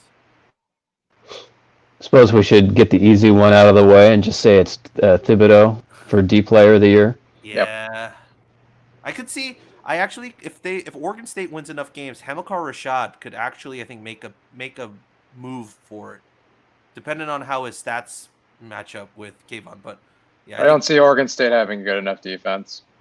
Yeah, I mean, The defense has to be good too. That's true. Yeah, Yeah. you do. Have a point. Yeah, I don't. Offense. Which USC player is going to win Offensive Player of the Year? Is it Slovis or is it one of the wide receivers? Is it Amon Ra? It's gonna be Slovis. I think it's pretty like it'll be his to lose. I think Slovis has like some Heisman dark horse if USC just has like a monstrous year offensively. Because like he's gonna have like his bevy of targets to throw at. I think. And against Pac-12 South defenses. Yeah, it's gonna be so much easier to rack up numbers in the South. The only, Jaden Daniels might have a shot if he has like a breakout year, but I'd be really shocked if he can put up that type of production. Probably doesn't have quite the skill level talent he needs around him to pull that off. Mm-hmm. Yeah, CJ Verdell is a possibility if Oregon's offensive line clicks. Yeah, they might lean on him. Yeah, it's pretty slim pickings though. I don't really see like Slovis having much of competition. There's no good offenses in this conference this year. Coach of the year. Ooh. Got any takes? Who was coach last year? Clay, Helton, Clay, Helton, Clay, Helton, Clay, Helton. I think it was Whittingham. I'll look it up while you guys talk about it. I'm pretty sure it was Whittingham because Oregon fans were really cheesed that about every honor of the year. Yeah, I could see it going to Cristobal as a consequence this year. Just if his recruiting allows them to plug the holes that they lost to the NFL and they win the conference, that seems like a pretty clear case to me. Yeah. Yeah, I think it's between Cristobal or Herm.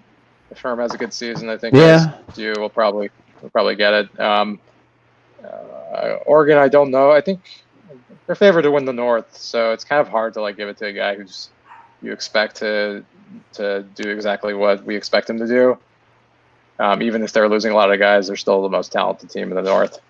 Of course, we expect him to do that because of his recruiting. So yeah. Obviously, but I think usually with Coach of the Year, they usually give it to the overachiever. So I would, unless there's like no other teams that are specifically that much better. So I'm gonna say Herm. That would make me laugh. So I'm all on board. Helton would be fun. Helton would be the funniest though. Yeah, true. I mean, does Wilcox have a path to getting a conference coach? Like, does he have to win the Pac-12 North to be vying for, or can he be like in the race for the running of like to win the division? And maybe it's like a tiebreaker, or maybe we lose to Oregon, but we don't get that. No, it'd have to be like we go 5-1 and lose to Oregon, and Oregon goes 5-1 and wins the conference. I could see maybe him getting that in that case, but it's a slim path. If Jeff Tedford didn't win Jeff Tedford never won Coach of the Year, did he? I don't. For his first year, maybe. Hasn't he? Yeah, it might have been 2002. Yeah, it might be the only year. But I'd be really shocked. I mean, Cal would have to like He's guys. He's go undefeated or two-time one loss. Pac-10 Coach of the Year, Oh, he won 2002 6. and 2004. Okay, he did win in 04. Interesting. Yeah. Okay, didn't realize. But yeah, two-time. But yeah, Okay. it's like you have to either like you have to go from the worst team in college football to like a winning team, or you have to have one of the most historic football teams in college football history. That's the beacon of success for Coach of the Year at Cal. All right. Some other quick hitters. Does anyone get fired this season? More so for the conference as a whole, less about us. No. It's too. I feel like it's too short of a season to like be like that's enough to get someone fired. If I think if Chip Kelly goes 0-6 or 0-7, I think that's a different story. I think that could possibly push him out. But No, other than everyone's sticking. I think problem is like a lot of these coaches have these 3 to 4 year buyouts where it's like it doesn't make a lot of sense to let them go for like these shortened seasons. It's like everyone's going to be like, oh, it's because due to COVID, right? Like there are extenuating circumstances. So why like eat $2 million to just like have these coaches come in, and then you're gonna have to hire coaches during a pandemic. Like it's kind of like that's gonna be even harder than hiring coaches during a real season. So it's like there's no upside to firing a coach right now. Will athletic departments have the money to fire guys even if they wanted to? Yeah, you're not the optics of firing a coach and then having to pay their buyout and then hiring another coach are going to be like super bad unless you're like Texas. Like that's like the only program I could see like pushing the buttons on that. I think the only guy that might get fired is USC if they have some sort of shock disaster season, but they probably won't because the Pac-12 South is so crummy. Yeah, and Helton I think has that grace period from winning the Pac-12 3 years ago. So yeah, I don't think USC does grace. I mean, I thought Helton would be gone last year, so they apparently have some of it. Our boy Peter, 3-3 Helton on the tarmac. Oh, all right. Another quick hitter here. Pac-12 team that will most exceed expectations. So I've been going back and forth on this because it's got to be somebody in the South as a consequence of somebody has to win games there, and there are a whole bunch of teams that look mediocre to bad on paper. So put on your mustache, Nick. I mean, gosh, Colorado would be hilarious, and I don't want it to be UCLA. So it's Colorado. Sure, why not? Arizona? Arizona's I just can't see it. They're too talent starved to take advantage. I mean, I guess you wouldn't say it would be a shock if Utah were good because Whittingham is too established, his culture is too established, you know. But they did lose so much talent, and they don't really recruit at a level that you'd expect them to be. Replace it. Yeah. But if Utah, you know, won a bunch of close games and managed to like pull an upset on ASU, you know, like if they went 5-1, would you be totally shocked? I don't think so. Even though it would be a clear overachievement based on their talent level this year. Yeah, I think you're right. Avi? I mean, there's two levels of surprise. Surprise in terms of being a winning record, and surprise in terms of competing for the Pac-12. I think Washington. I mean, I know I predicted Cal to beat Washington, but I think Washington has a decent amount of upside if they put things together to make a run. If they can upset Cal and upset Oregon, the rest of their schedule is really easy. So I could definitely see them getting to the Pac-12 title game. I think Colorado would be fun. I mean, they have a lot of talent that has been colossally mismanaged over the years. So, and Durrell, I think, you know, he memes aside, was not like a terrible coach. He was just kind of like average. He was not like bad. He was not good. He was just kind of there. So I think for Colorado's perspective, that's great. You get to 500, you start winning games of a reasonable spec, you're back to league level, which you haven't been in since you joined the Pac-12. So, yeah, I think Colorado and UW would be my choices, and I would not be surprised if either of them overachieved. Okay. Well, those are our picks there. The last one out of these quick hitters. Pac-12 team that will fail to meet expectations by the most.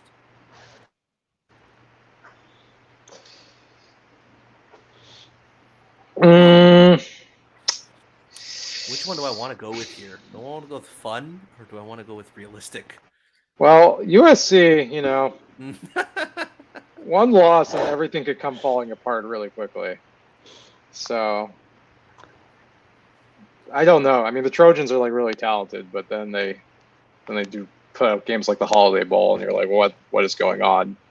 So I have a feeling USC could get away with 2 losses this year and still make the conference title game. Just because I don't. That might depend on the tiebreaker if they lose to, but I don't think that anybody else is going with just 1 loss in the South either. That would be failing to meet expectations. True. Most USC fans want a 7-win team, or at least 6, and 5 would be just a disaster. I mean, who are they going to lose to?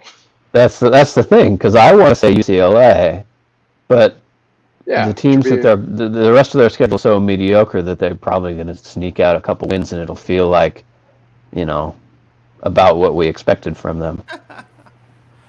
Yeah, so if they go like 6-1 with that loss being to Oregon, then that's like, yeah, okay, we expect it. We can deal with that.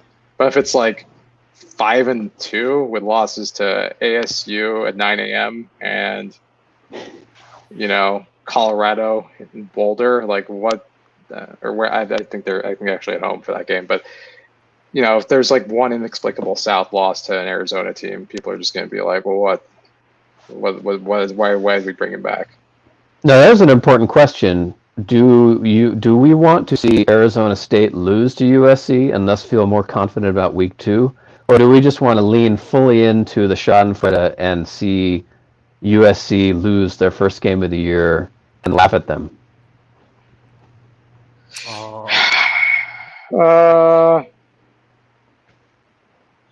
I mean, it's a win-win, I guess.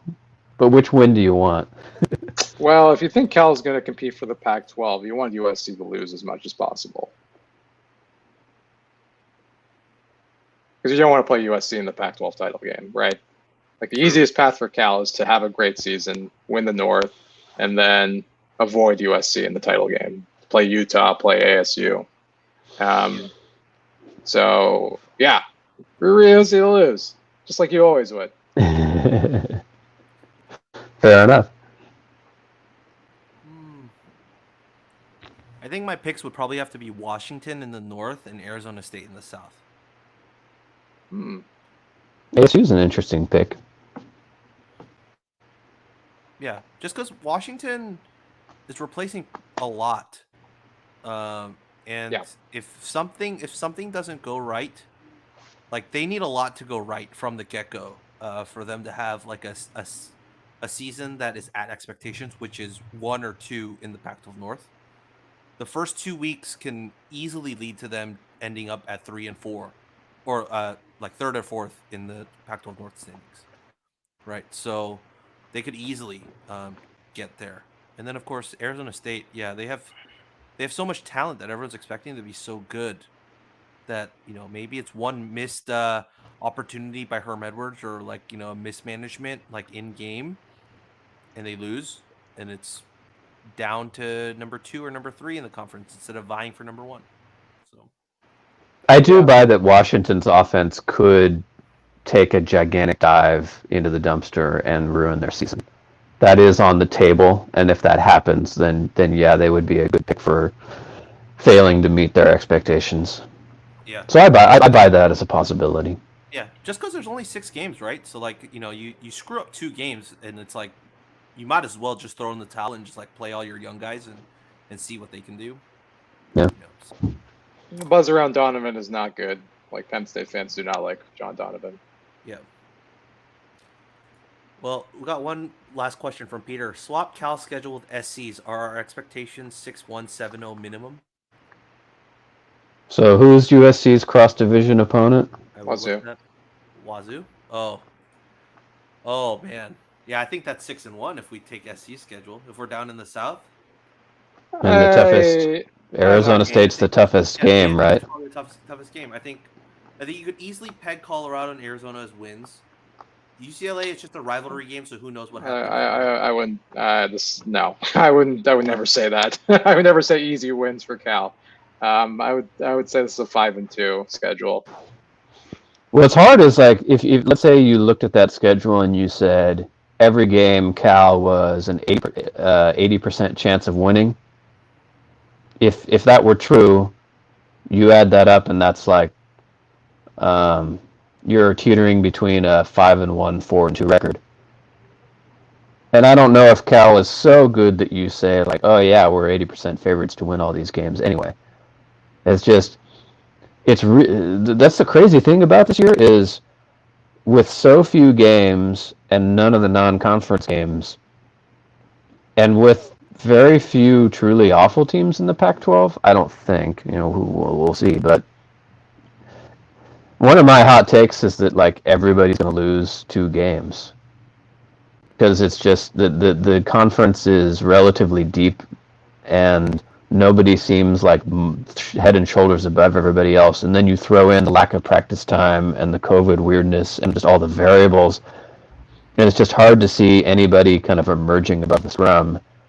But I do agree that if we had SC's schedule, you could dream for more. At least the possibility would be there. I mean, I'm looking at our schedule and I'm like, all right, so the Washington game, like we're already underdogs, right? Like the only other games that I think we'll be favored in, like leading into the game in our current schedule, is probably Washington State and Oregon State. Because people are expecting Stanford to finish above us in the table. Like they're giving Stanford a bigger shot at winning the Pac-12 North than us. That's going to change in like 2 games. Right, but at least This for now. preseason expectations based least off for of now. recruiting rankings. But then if you look at the South and then SC schedule, means that we'd probably be favored over Arizona. We'd probably be favored over Colorado. I think we'll most likely be favored over UCLA, and then we'd be favored over Washington State. So that's already 4 games, over 2 that we would be favored in. So it's definitely a more favorable schedule. But yeah, who knows? Yeah, I mean, never think like until Cal like raises its ceiling offensively or defensively. Like right now, this is a team that's just making the most of coaching and effort. Like there's just not a lot of requisite talent and blue chippers on our roster to be like we can pencil in a 6-win season. It's just difficult to get to that level unless you have like a baseline level of talent. Yeah. Well, we're pretty much at the end of our stream. I left one question from Cam as our final question, and then we can close out this live stream. He says, a time traveler comes to you and says, Cal has one unexpected blowout win and one weird/unexpected loss this year. What is your first guess on which games this time traveler guy is talking about? And we'll close on that.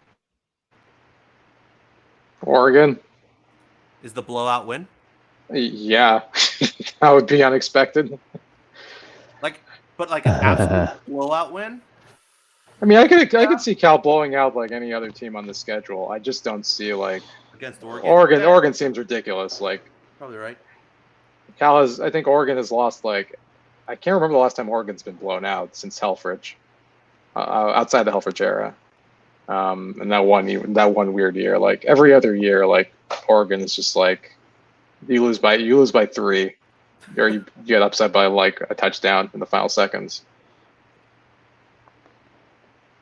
So the nature of a blowout probably means that Cal's offense gets going. So I'm going to start this off by considering what defenses are on Cal's schedule that I think the offense could get rolling in such a way to really rack up points. I don't think we can do that against Oregon or Washington's defense. Unexpected. Well, there's unexpected and there's just so unlikely that like I don't think we're gonna blow out Arizona State, and so if we blew them out, that would be an unexpected surprise to me. Right. But I think that there's just enough question marks on their defense versus some of the other teams that like I could see it happening. Yeah. I mean, the caveat to all this is maybe we have somewhere on the schedule some sort of vintage takers game where we have 5 turnovers forced, and you know, when that happens, you can blow anybody out. 2 pick sixes. Yeah. Yeah. Exactly. And that's the weak point of Oregon this year. What about the one weird unexpected loss? Oregon State. Yeah, Oregon State. They always do it. They always have every like 3 years. Really? Oregon State does that. It's always something weird. I think that's why I would pick Washington State.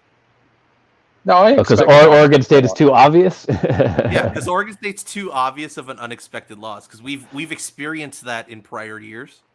I don't think we've. I don't. This would be the weirdest year to lose to Washington State, in my opinion.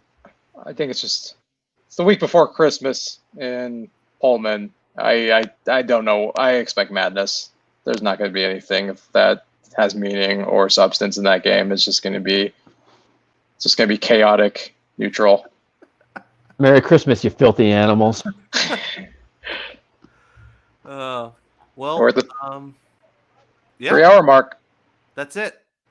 We've been here for 3 hours talking about the Cal and Pac-12 season. I thought we were only going to go for 2 hours, but we went for another hour. So, of course, we are Right for California. You can find all our stuff at rightforcalifornia.com. All of our links and ads are at the top of the screen. We're right there, so you can follow all of us there. We have a bunch of stuff scheduled for game week. We have a few podcasts coming out this week for the Golden Bear cast. We have Nick's column dropping on Monday. We have previews dropping all week, followed up by actual game day. Of course, we also have our Friday posts by our very own Mike Man Owen Kaminsky, who will be writing the hype up post leading up to the game. And then on Saturday, we'll be here, right here. You can join us from your living room while you watch the game. Have us on. We'll be here. We'll be face palming and surrender covering with all of you on screen. You can witness all of that live. You can witness all of Avi's shenanigans as they happen live. Because Avi and I will most likely be in the press box. I will be in the press box at the very least. Avi might be. So you get to see all our shenanigans from there. But yeah, make sure to like and subscribe. If you're watching on YouTube, make sure to do that. If you're not watching on YouTube, make sure to go over and hit the subscribe button and then hit the alerts so you know when we go live on this channel for our game day stream. But that is it, folks. You guys have any thing to add? Did I cover everything? Yeah, it's 7 gonna be a more weird days. year. Yep, 7 more days. You wait a long time for Pac-12 After Dark. You're gonna get it next week. Hopefully, fingers crossed. Still have 7 more days. 9 a.m. to 11:30 p.m. Yep. Pac-12 football. 14 plus hours of Pac-12 football. Hopefully this will be a chance to stress down for at least a week until, who knows, whatever crisis befalls us in 2020. But hopefully we get a little bit of Cal.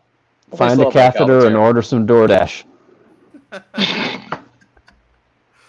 The last thing I have to say to everyone here, it's almost Election Day. Election Day is on Tuesday. Go out and vote. Go out and vote. Make your voice be heard. And that's it. And from us, it's always Go Bears. Go Bears. Go Bears.